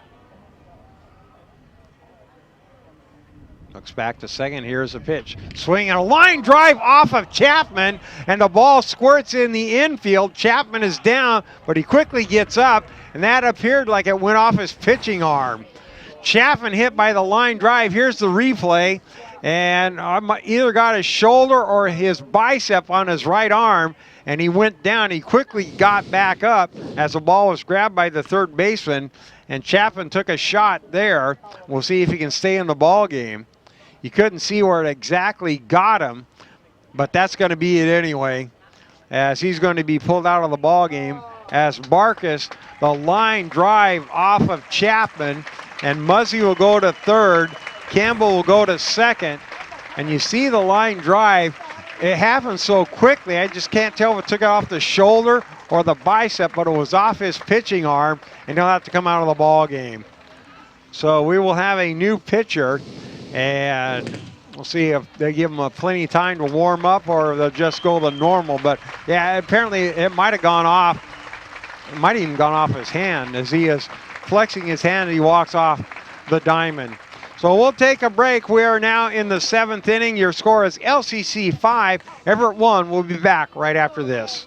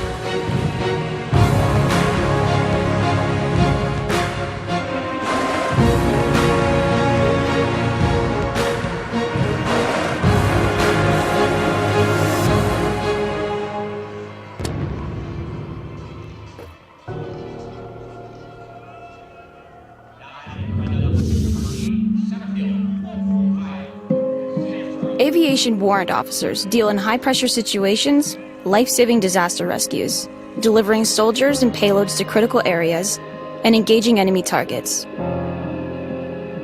Supported by an aviation mechanic team on the ground, guard pilots control the sky.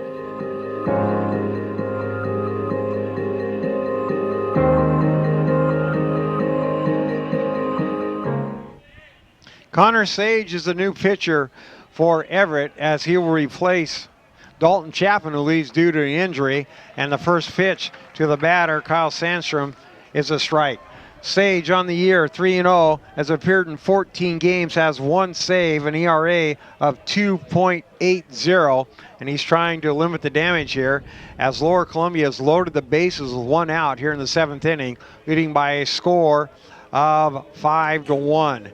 Sandstrom steps in, and he swings at the next pitch and fouls it away for strike 2. Obviously, Everett looking for a double play to get out of the inning here in the top of the 7th.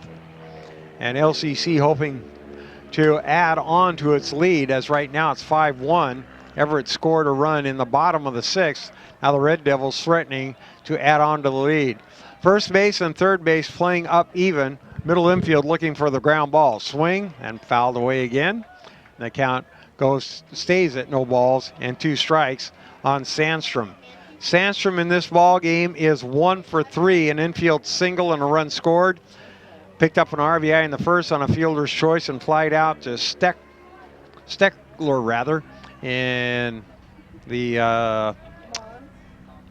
5th inning. No balls, 2 strikes. Here's a pitch, swinging a ground ball, hit to the pitcher, throw to home for 1, relay on the first in time, double play. A 1-2-3 double play as Muzzy is retired 1-2 and Sandstrom retired 2-3, and that's the double play and exactly what Everett needed here in the 7th inning. For the Devils in the 7th inning of play, no runs on 2 hits. There were no errors, 2 runners left on base. After 6.5, it's LCC 5, Everett 1. LCC has definitely prepared me to transfer to Oregon State because it's helped me with my study skills. I'm a much harder worker than I was in high school. I had a great support base by the staff, and I've made some great friends that I think I'll carry on with my life. I've definitely loved my classes. I've learned a lot. It's been a healthy environment. Don't be afraid to branch out. The people here are awesome. I'm going to be in it for a while, but down the road I'll be finishing up and be ready to join the workforce.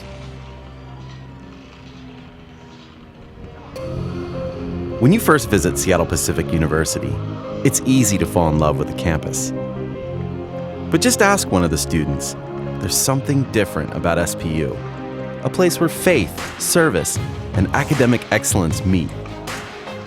And it's the only private university in the Pacific Northwest to make the latest U.S. News and World Report Best National Universities list. This is Seattle Pacific University.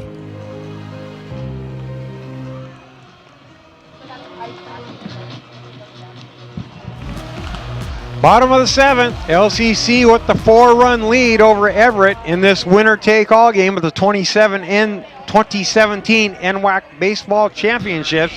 And for Everett, Daniel Head will lead it off. He'll be followed by Trevor Cook and Jaden Yackley. And to the plate, Davis fires the first pitch for ball 1. 1 ball, no strikes on Daniel Head. Head 0 for 2. Next pitch, swing, fouled away, and the count, no balls, or 1 ball and 1 strike. Head strikes out in the 2nd and flies out in the 4th. Taylor Davis looking to lock this victory up for the Red Devils. Here's the next pitch, swing, fouled away. And there is action in the LCC bullpen. Got a left-hander getting warmed up down there. But so far, Davis looking pretty good. He's only allowed 3 base hits this ball game. Single run back in the 6th. Here's the pitch, curveball, top foul, and run down by the catcher, Stricker. So 1 ball, 2 strikes remaining on Head. He'll be followed by Cook, and again, top of the order, Yackley.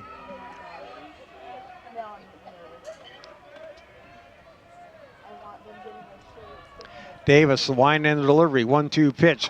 Swing and a miss, got past the catcher. Stricker picks it up, will not be able to make a throw.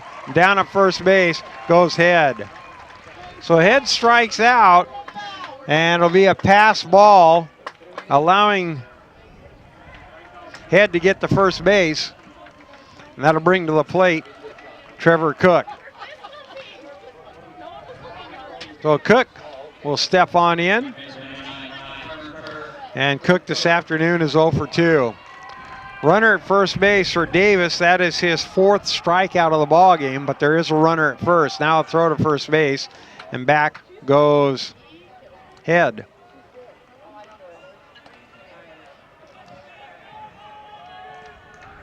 Cook, the right-handed hitter, will step in.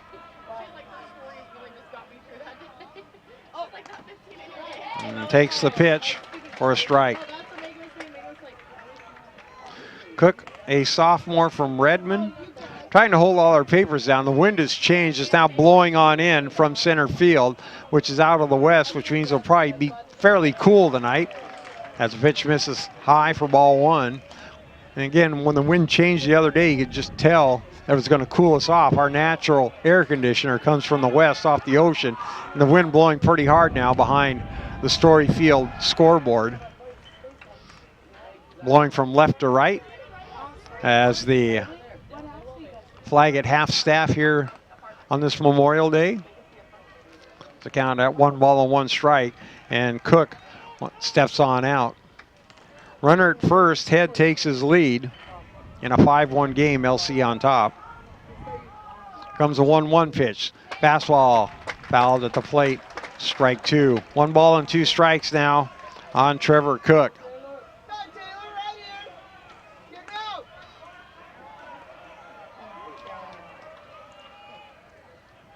Taylor Davis has done a good job here this afternoon as he's made it into the 7th inning. Here's the 1-2 pitch. Swing and a ground ball foul down the third base line. And the count stays at 1 ball and 2 strikes. We've had great weather here at the NWACs. Cannot complain about it. We've had days where you've probably had delays of 2-3 hours at a time trying to wait them out.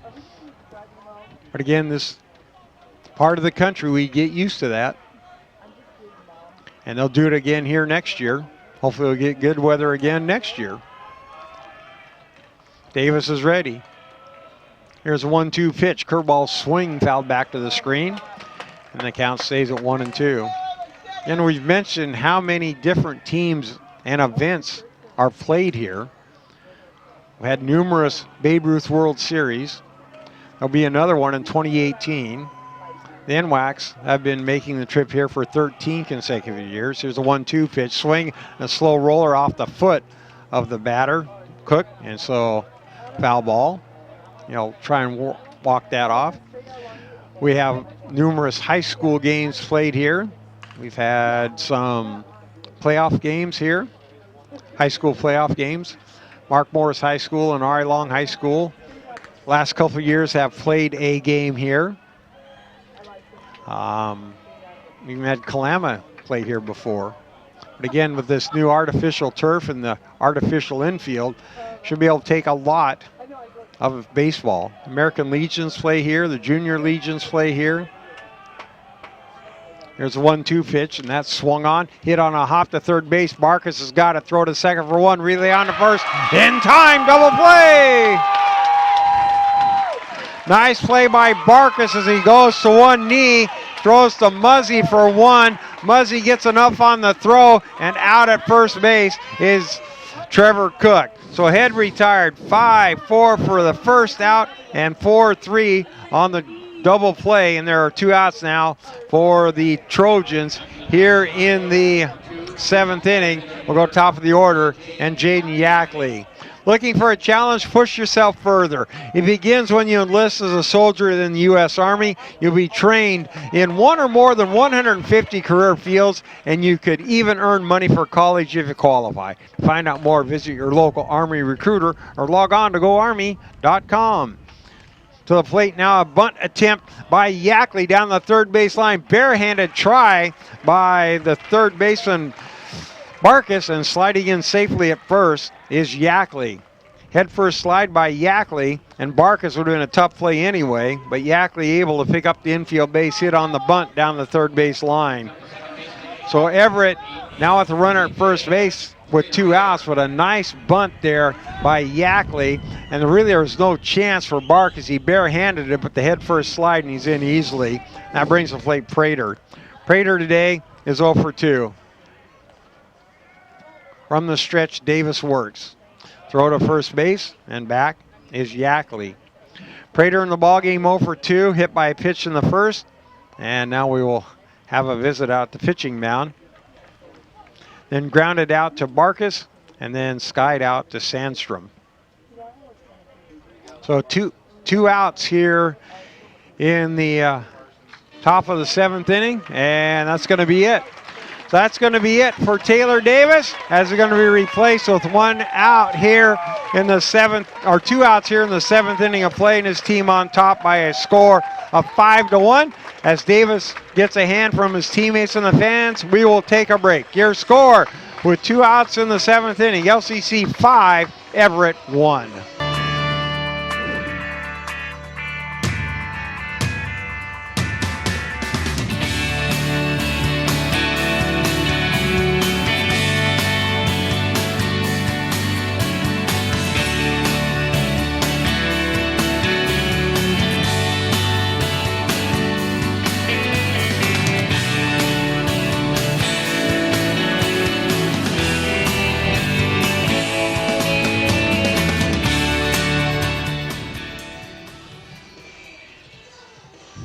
challenges facing the country never stop. So neither does the U.S. Army. We train, adapt, and get smarter. Every soldier, every unit, every day. Not to keep up with change, but to drive it. Nobody knows what problems tomorrow will bring, but we do know who will solve them.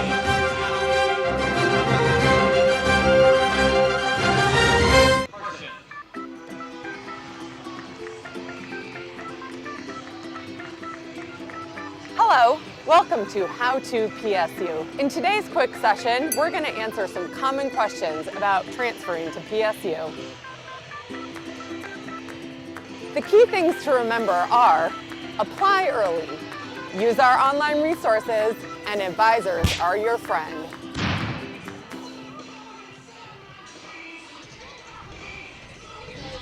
Tyler Parsons to come in now for LCC and try and save this ball game for the Lower Columbia Red Devils as they lead by a score of 5-1. We have 2 outs in the top of the 7th inning, and Parsons to pitch, or bottom of the 7th inning, I'm sorry. Everett is the home team in this ball game, and the first pitch to Jacob Prater, swing and a miss, strike 1. No balls and a strike on Prater.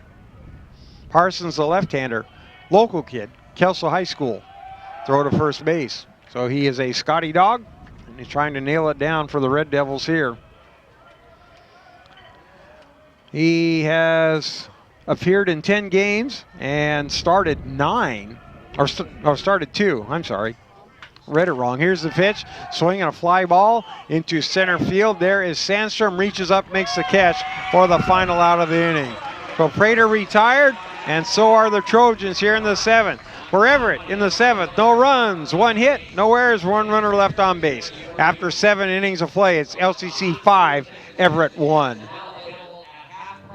Nestled within tall trees and beautiful buildings, Pierce College has established itself as a national leader in improving student success. With 2 main campuses in Puyallup and Fort Steilacoom, and satellite campuses on Joint Base Lewis-McChord, Pierce College strives to create quality educational opportunities to help students realize their possibilities. As we celebrate 50 years in the community, Pierce College is proud to offer more than 60 programs of study with a fit for you, your life, your schedule, and your dream. Find your path, start at Pierce College today, and realize your possibilities. Visit pierce.ctc.edu.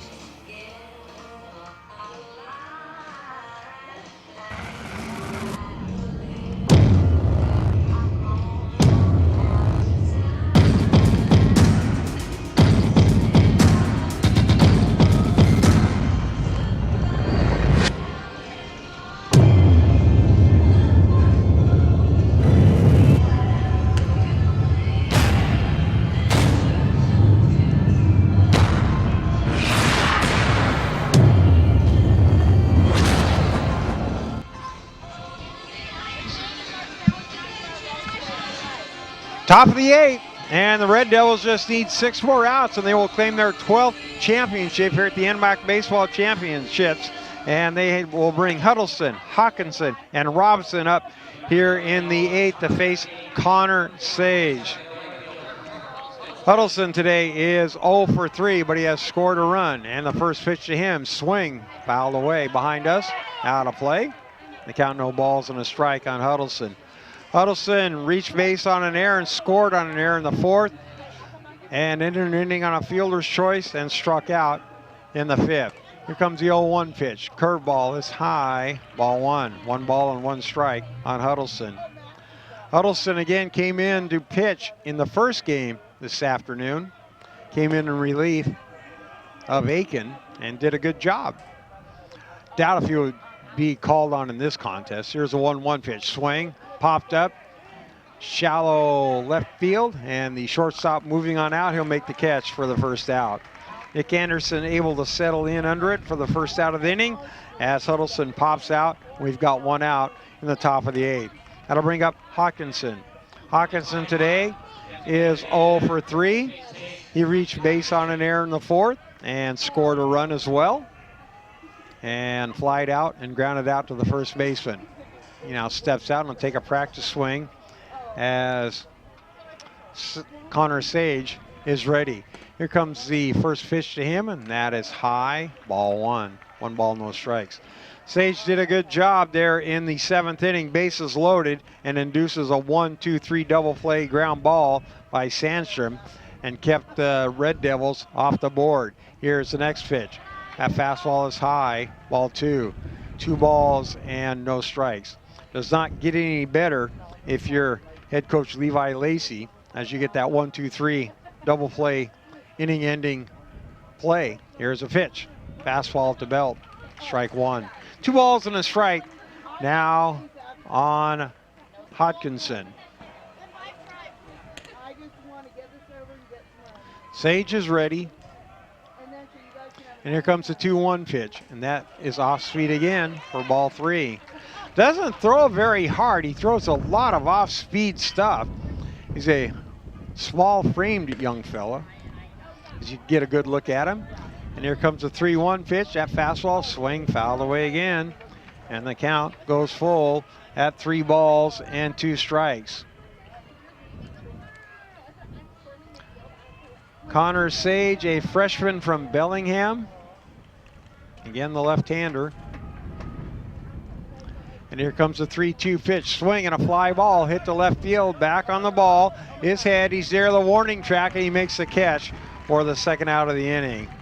Hawkinson hit it pretty well, but the wind blowing on in probably kept that baseball in the yard, and Hawkinson flies out for the second out this inning. Olympic College is a place to pursue your dreams on and off the field. With 11 women's and men's athletics teams and numerous academic pathways, there is something for everyone at Olympic College. Get busy learning at olympic.edu. That'll bring to the plate Steve Robinson. Robinson takes the first pitch for a strike. No balls and 1 strike on Robinson. Sage is ready. Here comes the 0-1 pitch.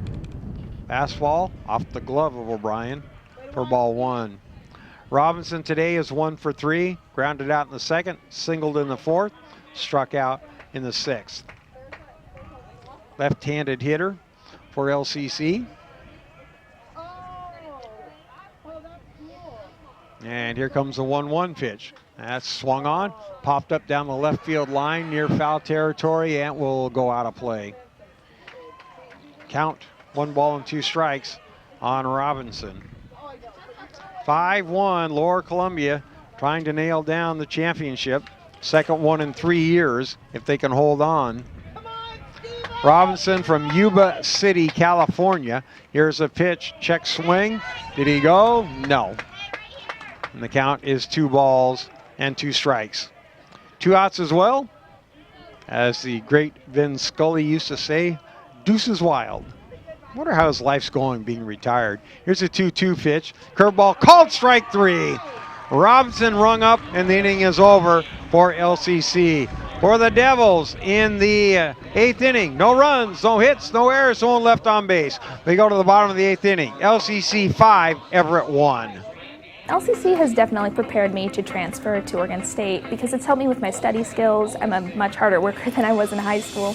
I had a great support base by the staff, and I've made some great friends that I think I'll carry on with my life. I've definitely loved my classes. I've learned a lot. It's been a healthy environment. Don't be afraid to branch out. The people here are awesome. I'm going to be in it for a while, but down the road I'll be finishing up and be ready to join the workforce.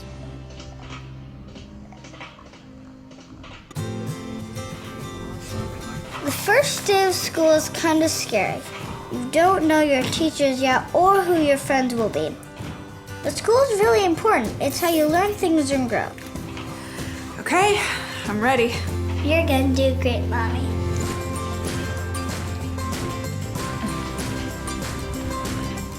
For you, for them, Clark College. Get started today at clark.edu. Before there could be a nation, there had to be people willing to fight for it, to take on the world's greatest challenges, whatever they might be. So the U.S. Army masters not only tactics and strategy, but also physics and chemistry. We make battle plans and create breakthroughs in medicine, science, and engineering. Our next mission could be anything, so we prepare, for everything.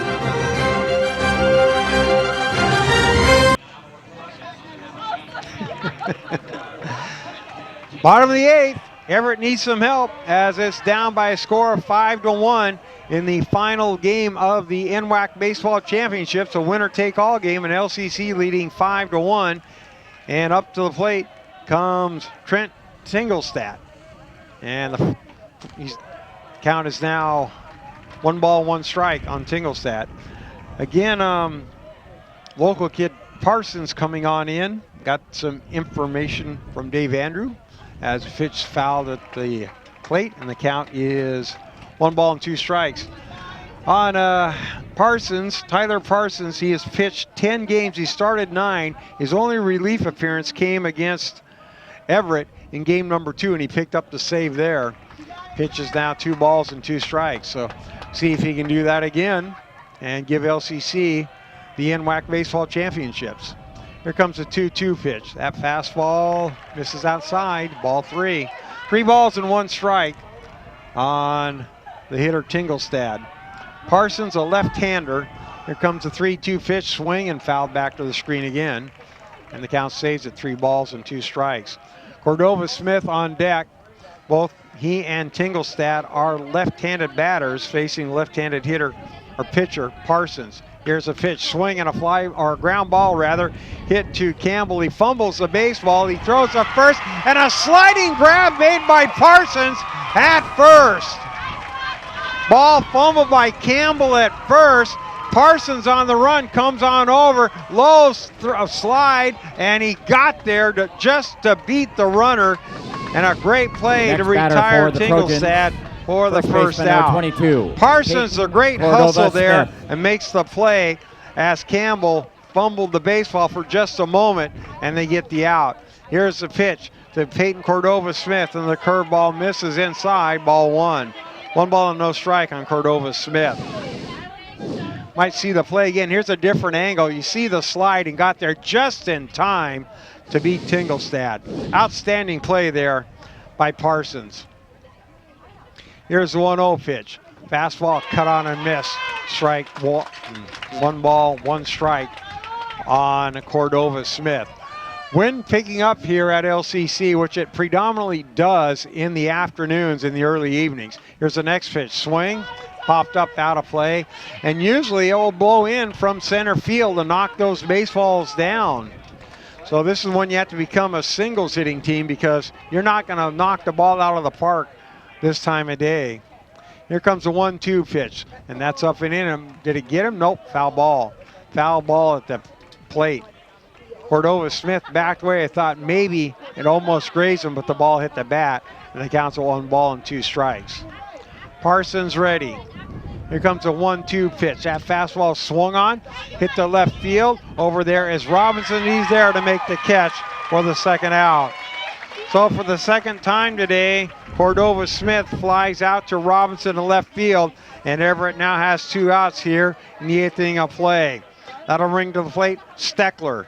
Steckler has 1 of the 4 hits for the Trojans. An infield base hit back in the 6th, and he has scored the lone run of the ball game for Everett. Swings at the first pitch, strike 1.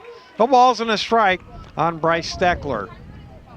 5-1 Lower Columbia College over Everett here in the bottom of the 8th in game number 15 of the NWAC Baseball Championships. Parsons is ready. Here's the 0-1 pitch. Swing and a ground ball hit to the shortstop. Gloved there by Conklin's. Got it, throws the first in time, and Everett's gone here in the 8th inning of play. For the Trojans, no runs, no hits, no errors. We go to the top of the 9th. Your score, LCC 5, Everett 1. My name is Surya Viswanathan, and I'm an Associate of Arts Intercultural and International Studies student. I came to Douglas for the baseball program. I had no clue what I wanted to study, but I wanted to play baseball, I knew that. So when I came to Douglas, I joined the Student Ambassador program, and I met some key individuals who actually helped shape my future. With their mentorship and guidance, I realized that I wanted to be a diplomat for the United Nations. So I know there's a lot of pressure into becoming a diplomat, but I feel I'm ready for that because Douglas has prepared me. It's given me the tools I need for my future. Look, baseball's a numbers game. a 570-foot home run at age 15, 31 homers in 66 games, first front cover at 16, #1 overall draft pick, majors at 19. Over 100 home runs is 34th. On-base percentage of 340, then 368, then 460. Four-time All-Star, beating 9.2 million ballots, 30 out of 30 MVP votes, chasing 762, 4256, 2297, 3562. You're 220 at age 23. But kid, just remember, no number sounds as good as this.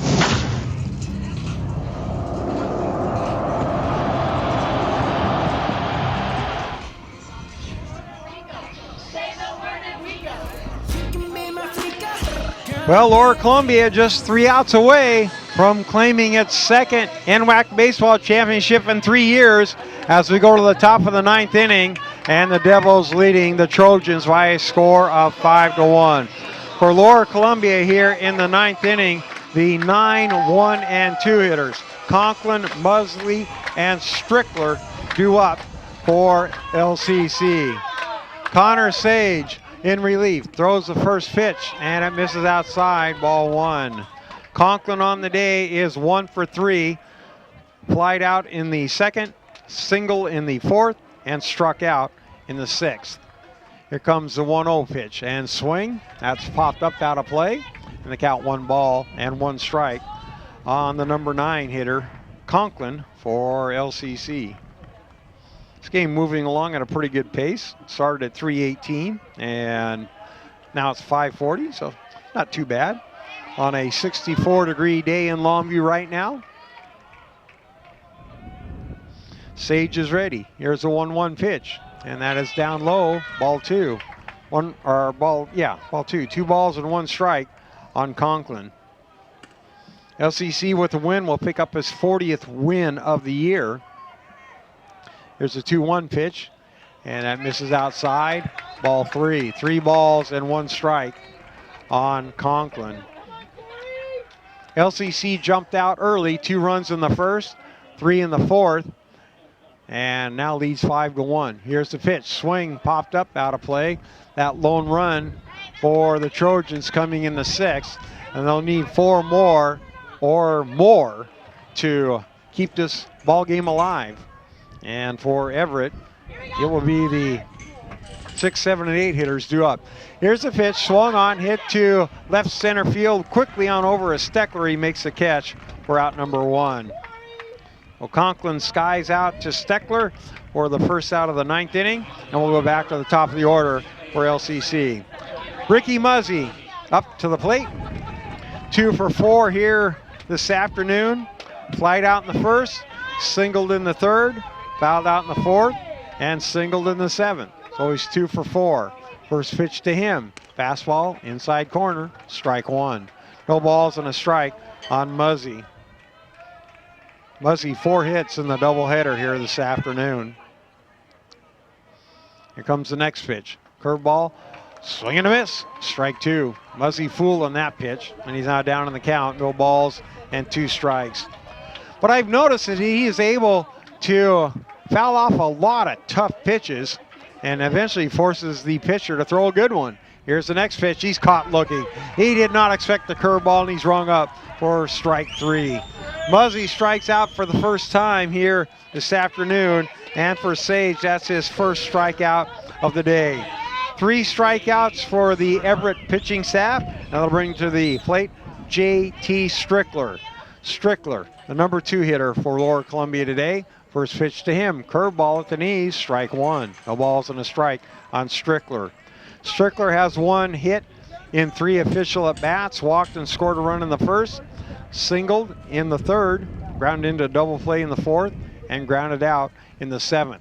Next pitch from Sage misses high and away for ball 1. 1 ball and 1 strike on Strickler. Sage, the left-hander. Here's the wind and the delivery. Pitch, swing, and fouled. And the count at 1 ball and 2 strikes. That might have caught our home plate umpire. I'm not sure. His mask came off pretty quick. But he's ready to go if it did. It's a count now 1 ball and 2 strikes. Sage is ready. Here's a pitch. Swing and a fly ball into center field. Steckler is there, looks up, makes the catch, and that takes care of Lower Columbia here in the 9th inning. A 1-2-3 inning for the Devils, and we go to the bottom of the 9th. Your score after 8.5, Lower Columbia College 5, Everett 1.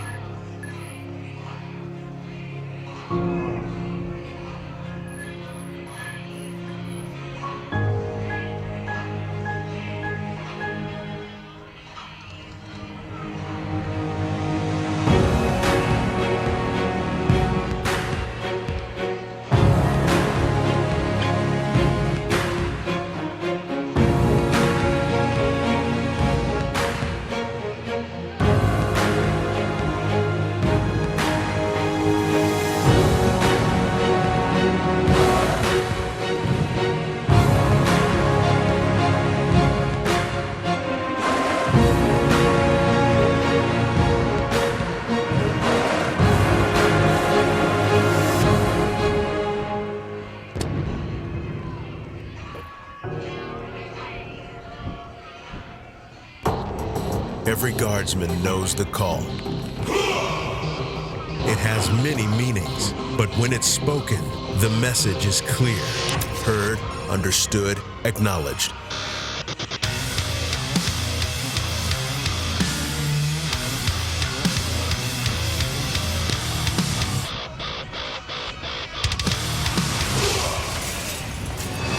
Visit NationalGuard.com to begin your Guard adventure. Well, Everett's got one more chance to try and win this ball game. The 6, 7, and 8 hitters are due up as Anderson, O'Brien, and Head are due up for Everett. Parsons' first pitch is a strike. No balls and a strike on Connor O'Brien. Here is the next pitch. Swing and fouled away, and it's 0-2 now on the hitter. Tyler Parsons trying to pick up his second save of the tournament and just his second of the year. Here comes the 0-2 pitch, and that fastball misses away. Ball 1. 1 ball and 2 strikes on Anderson. Anderson 1 for 3 today, a single in the sixth, driving in the only run of the day for Everett. There's the next pitch. Swing, popped out of play behind us, and the count stays at 1-2. Grounded out to the third baseman Barkis. Also grounded out to Campbell and has that RBI single. Here comes a 1-2 pitch. Swinging a fly ball into right center field. That's a long run for Huddleston. He'll fall for extra bases. On his way to second is Anderson, and he'll cruise on in there with a leadoff double for Everett here in the 9th inning of play.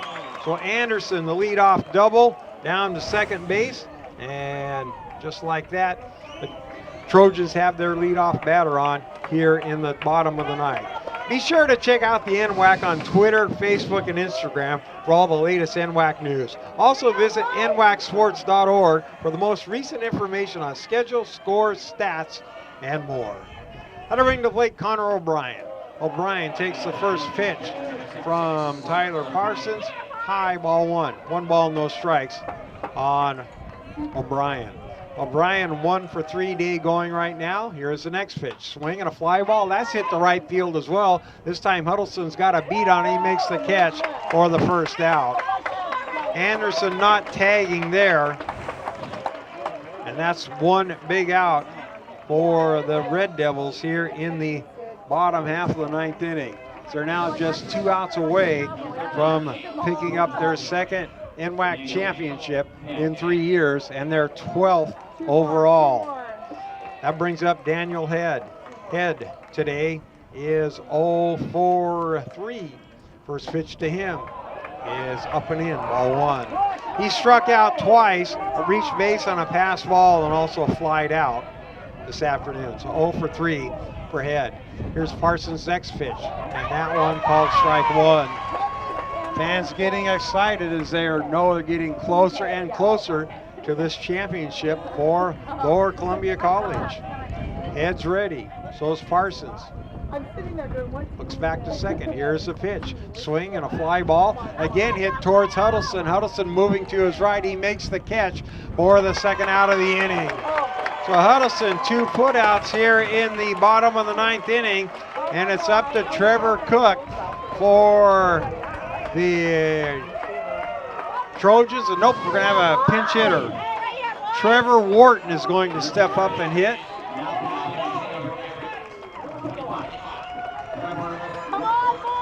So Trevor Wharton will come in to hit, the freshman from Vancouver.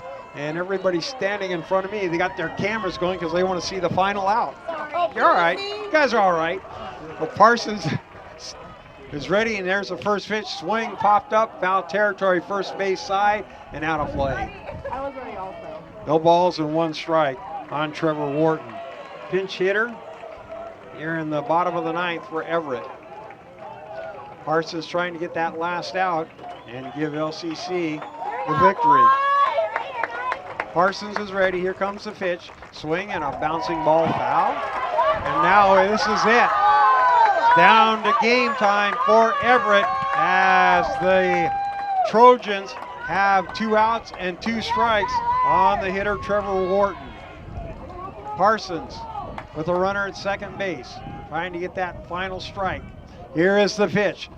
Fastball, strike 3 called, and LCC wins it. Here comes the dog pile as Wharton didn't like the call, but that is it, and LCC has won the baseball game here this afternoon. After losing the first game by a score of 6-3, the Red Devils win the nightcap by a score of 5-1, and they win the championship once again here at the NWAC baseball tournament. You hear the fireworks in the background as Lower Columbia College has won its 12th NWAC baseball championships, their second one in 3 years. For Everett in the bottom of the 9th inning, no runs on 1 hit, no errors, and 1 runner left on base. Winning pitcher this afternoon will be Taylor Davis. The save goes to Tyler Parsons. Losing pitcher will be Dalton Chapman. And the Lower Columbia College Red Devils have won their 12th NWAC championship in school history. For the Red Devils here this afternoon, 5 runs on 8 hits and no errors. For the Everett Trojans, 1 run on 5 base hits, and the Trojans commit 4 errors here this afternoon, and those errors really came back to haunt them here in this contest, because the Lower Columbia Red Devils in the 4th inning scored 3 runs, and that's the inning where the Trojans imploded as they had 3 errors in the inning and win by a score of 5-1. The handshake line going right now, and the Red Devils will then get their championship trophy. We will have the introduction of the All-Star team, the name of the most valuable player, and everything else here. And they're getting the tables all set up, so we'll hang here for just a couple of moments as the Red Devils celebrate their championship on the first base line here at Story Field as they inaugurate their new AstroTurf with a championship here at Lower Columbia College. So congratulations to Eddie Smith in his 4th year, as he's now collected 2 NWAC championships, and another tough loss for the Everett Trojans, as for the 2nd straight year Everett ends up as the NWAC baseball runner-ups, and no one ever likes to wear Cinderella's slipper. They want to take home the glass ball, but unfortunately for Levi Lacey and his Everett Trojans, they end up losing in the championship game once again and come home with a 2nd place trophy. It doesn't feel good now, but I'm sure in a few weeks that Everett will feel a little bit better about the season. Lower Columbia finishes with a 40-10 record, and the Trojans finish with a 37-13 record. But the 40th win is the championship win for LCC.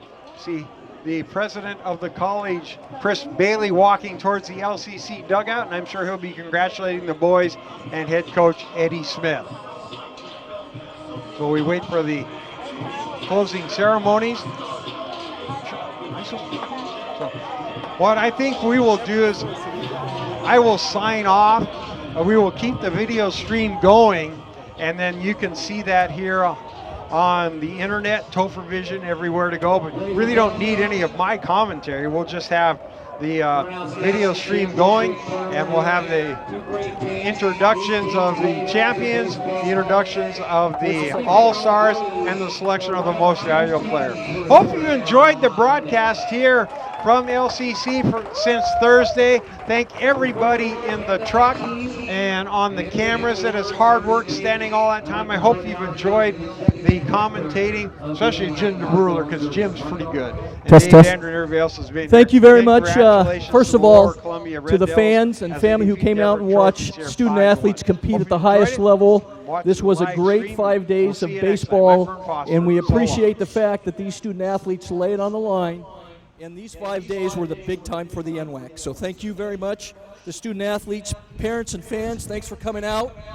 We appreciate your support, and thank you to Lower Columbia for hosting this. A lot of work goes into this, and we appreciate all the volunteers and all the help. Dave? All right, thank you, Marco. Well, we have lots of hardware to hand out, and we're going to start with the runner-up team, 2017 NWAC Championship runner-up, and head coach Levi Lacey, the Everett Trojans. Coach Lacey and the Trojans, over the last 10 or 12 years, have established themselves as an NWAC baseball powerhouse. Coach Lacey is a class act. Levi, to you and your club, always difficult, but congratulations to the Trojans and Coach Levi Lacey.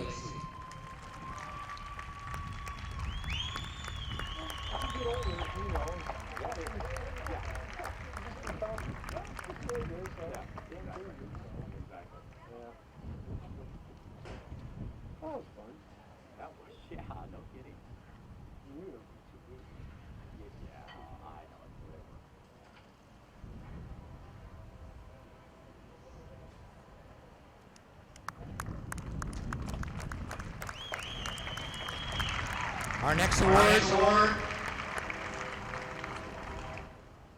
for the second time in 3 years, and the 12th time since starting in 1970, your NWAC baseball champion, Lower Columbia College Red Devils head coach Eddie Smith.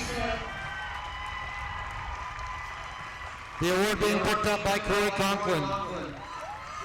Your 2017 champion, Lower Columbia College Red Devils.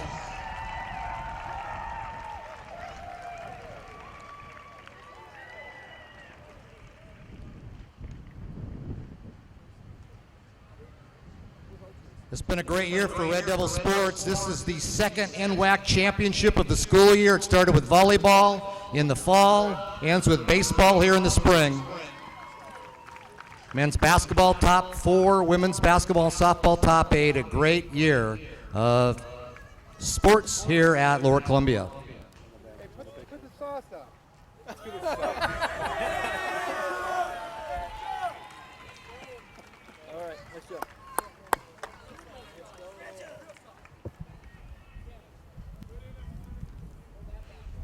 At this time now, it's my honor to introduce individually the Lower Columbia College Red Devil Championship team.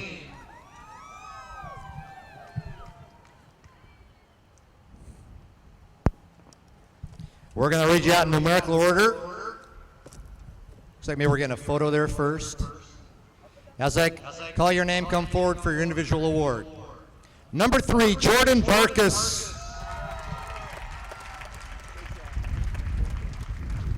Steve Robinson.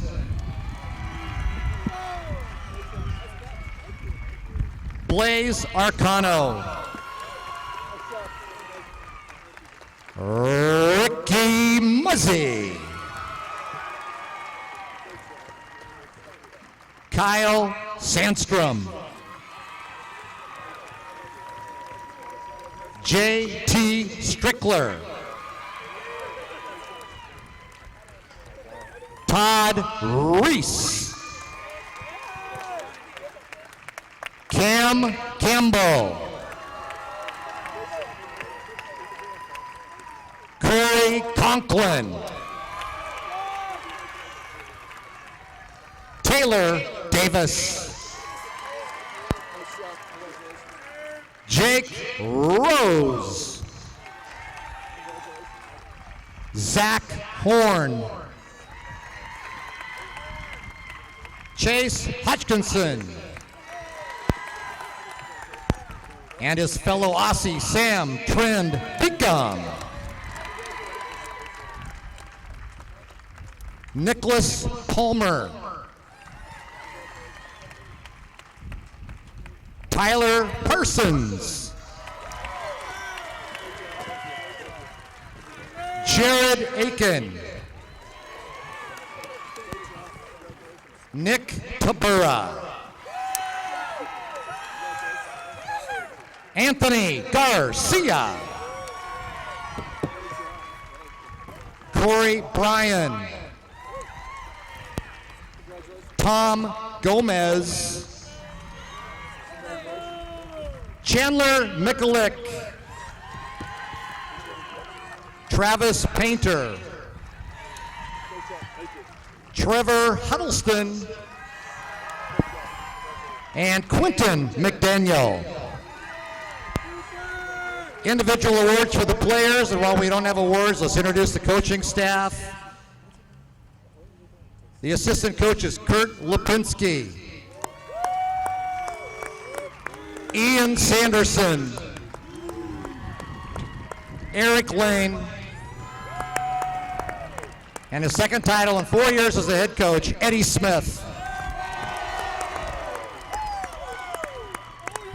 Once again, your 2017 NWAC baseball champion, Lower Columbia Red Devils.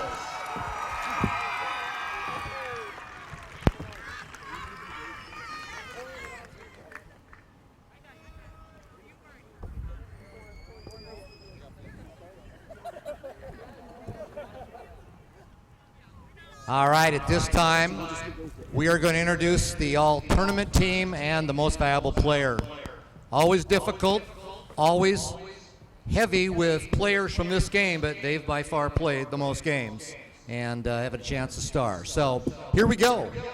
The all-tournament catcher from Lower Columbia, J.T. Strickler.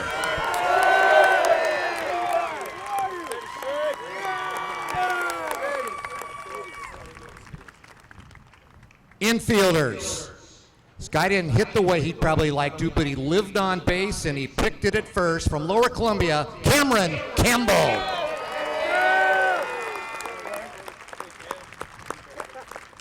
From Lane, hit a bomb, hit the ball well here, Tony Ortiz. Well, this guy hit a big home run in game one today. From Everett, Peyton Cordova Smith.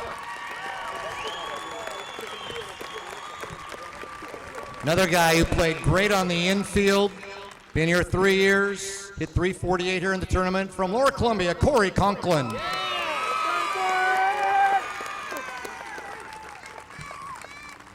Another guy who played a great shortstop, hit over 300 from Everett, Nick Anderson.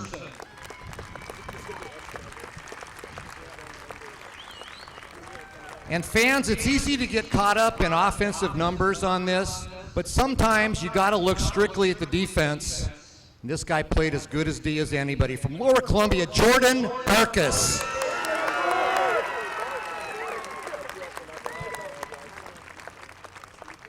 All right, let's go to the outfield. From Walla Walla, one of the top hitters, in fact, the top hitter at .563, Colton Piha. From Everett, a repeat. He was on here as a freshman. Great outfielder, led in stolen bases with 6. Bryce Steckler.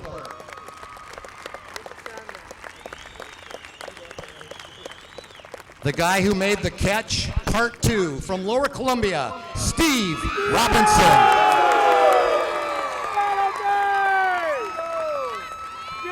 Also from Everett, had a great tournament, hit the ball the whole time. The right fielder, Trent Tingelstad.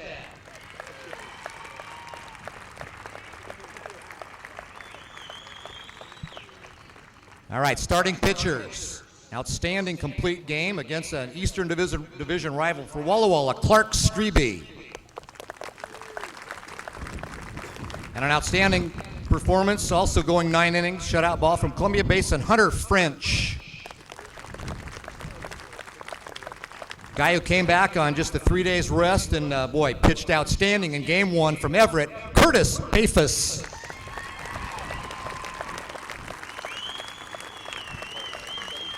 And a guy who did the same thing for Lower Columbia in the second game, Taylor Davis.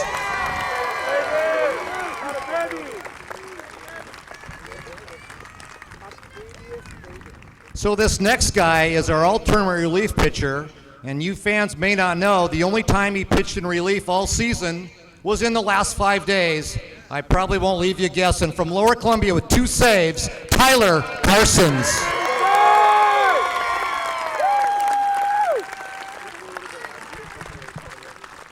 The all-tournament designated hitter from Tacoma, he led the championship with 8 RBI, Quinn Rawson.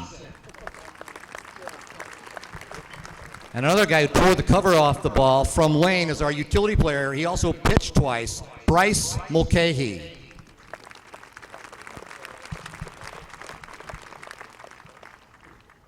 Red Devils, is there any doubt? It's time for the Harry Russell MVP. Let's see here. He led the tournament with 13 hits, stole a couple bags, hit .464, and picked it at second base. The Harry Russell MVP, Ricky Muzzy Jr.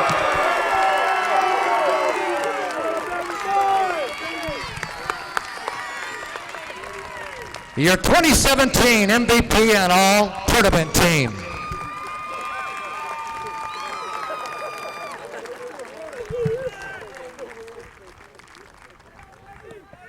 And with that, it is my honor to turn it over to the athletic director of Lower Columbia, the tournament director, and the chair of the NWAC Baseball Committee, Kirk Rowland. Kirk, the mic is yours. All right, Dave, thank you. Another great holiday weekend in Longview, Kelso, Washington. Thank you, fans, for being here. I know it's tough when you have games that run long, and sometimes it's tough to get the information, but boy, when it comes down to the final Monday, you guys come out and support 2 great teams. And to the Everett Trojans, nothing but respect for you guys. I think it's pretty obvious, ladies and gentlemen, the 2 best teams were left standing. Everett, thank you for being such a class act. Levi Lacey, thank you. How about these guys? These are student athletes, ladies and gentlemen. High GPAs, study table, working hard. And then when it's all said and done, they take the field and they empty their bucket, and they did it here today. How about the Red Devils?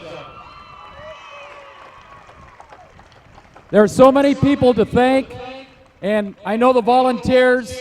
I'm not going to try to thank y'all individually, because when you come out and you volunteer for this is not why you do it. So you get a little thank you at the end. The press box crew, led by Dave Andrew and Justin Ford, unbelievable. Fellas, it's incredible. And you've got to say thanks to the Topher Vision crew. How good was the video? Big League. It was almost as good as Root Sports, maybe better. Maybe. It was awesome. Thanks to all the volunteers in the front gate and the student athletes at Lower Columbia. A lot of them are right there.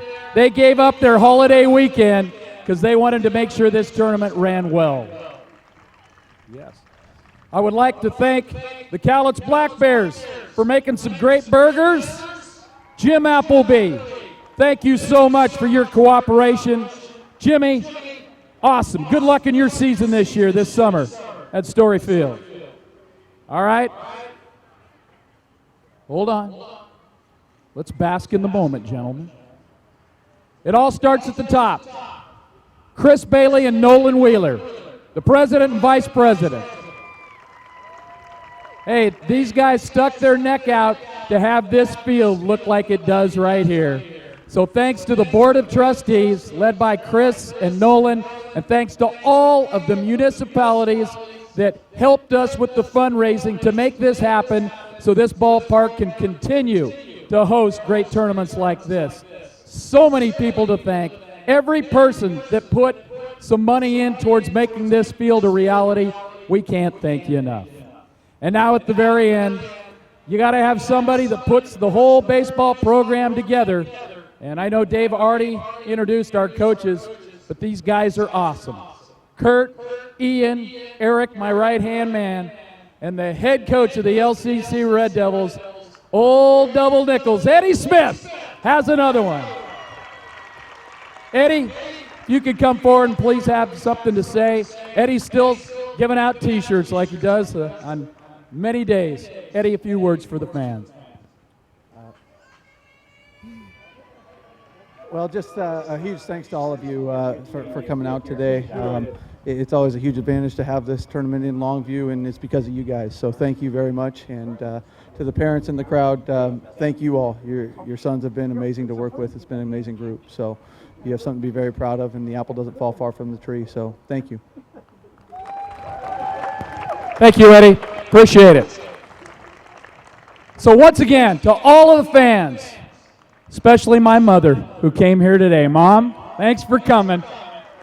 I appreciate your support, and I appreciate the support of everybody. Everett, we'll see you back here next year. We always do. You guys are awesome. But, hey, you got to give it to them. In 2017, the Lower Columbia Red Devils are the champions.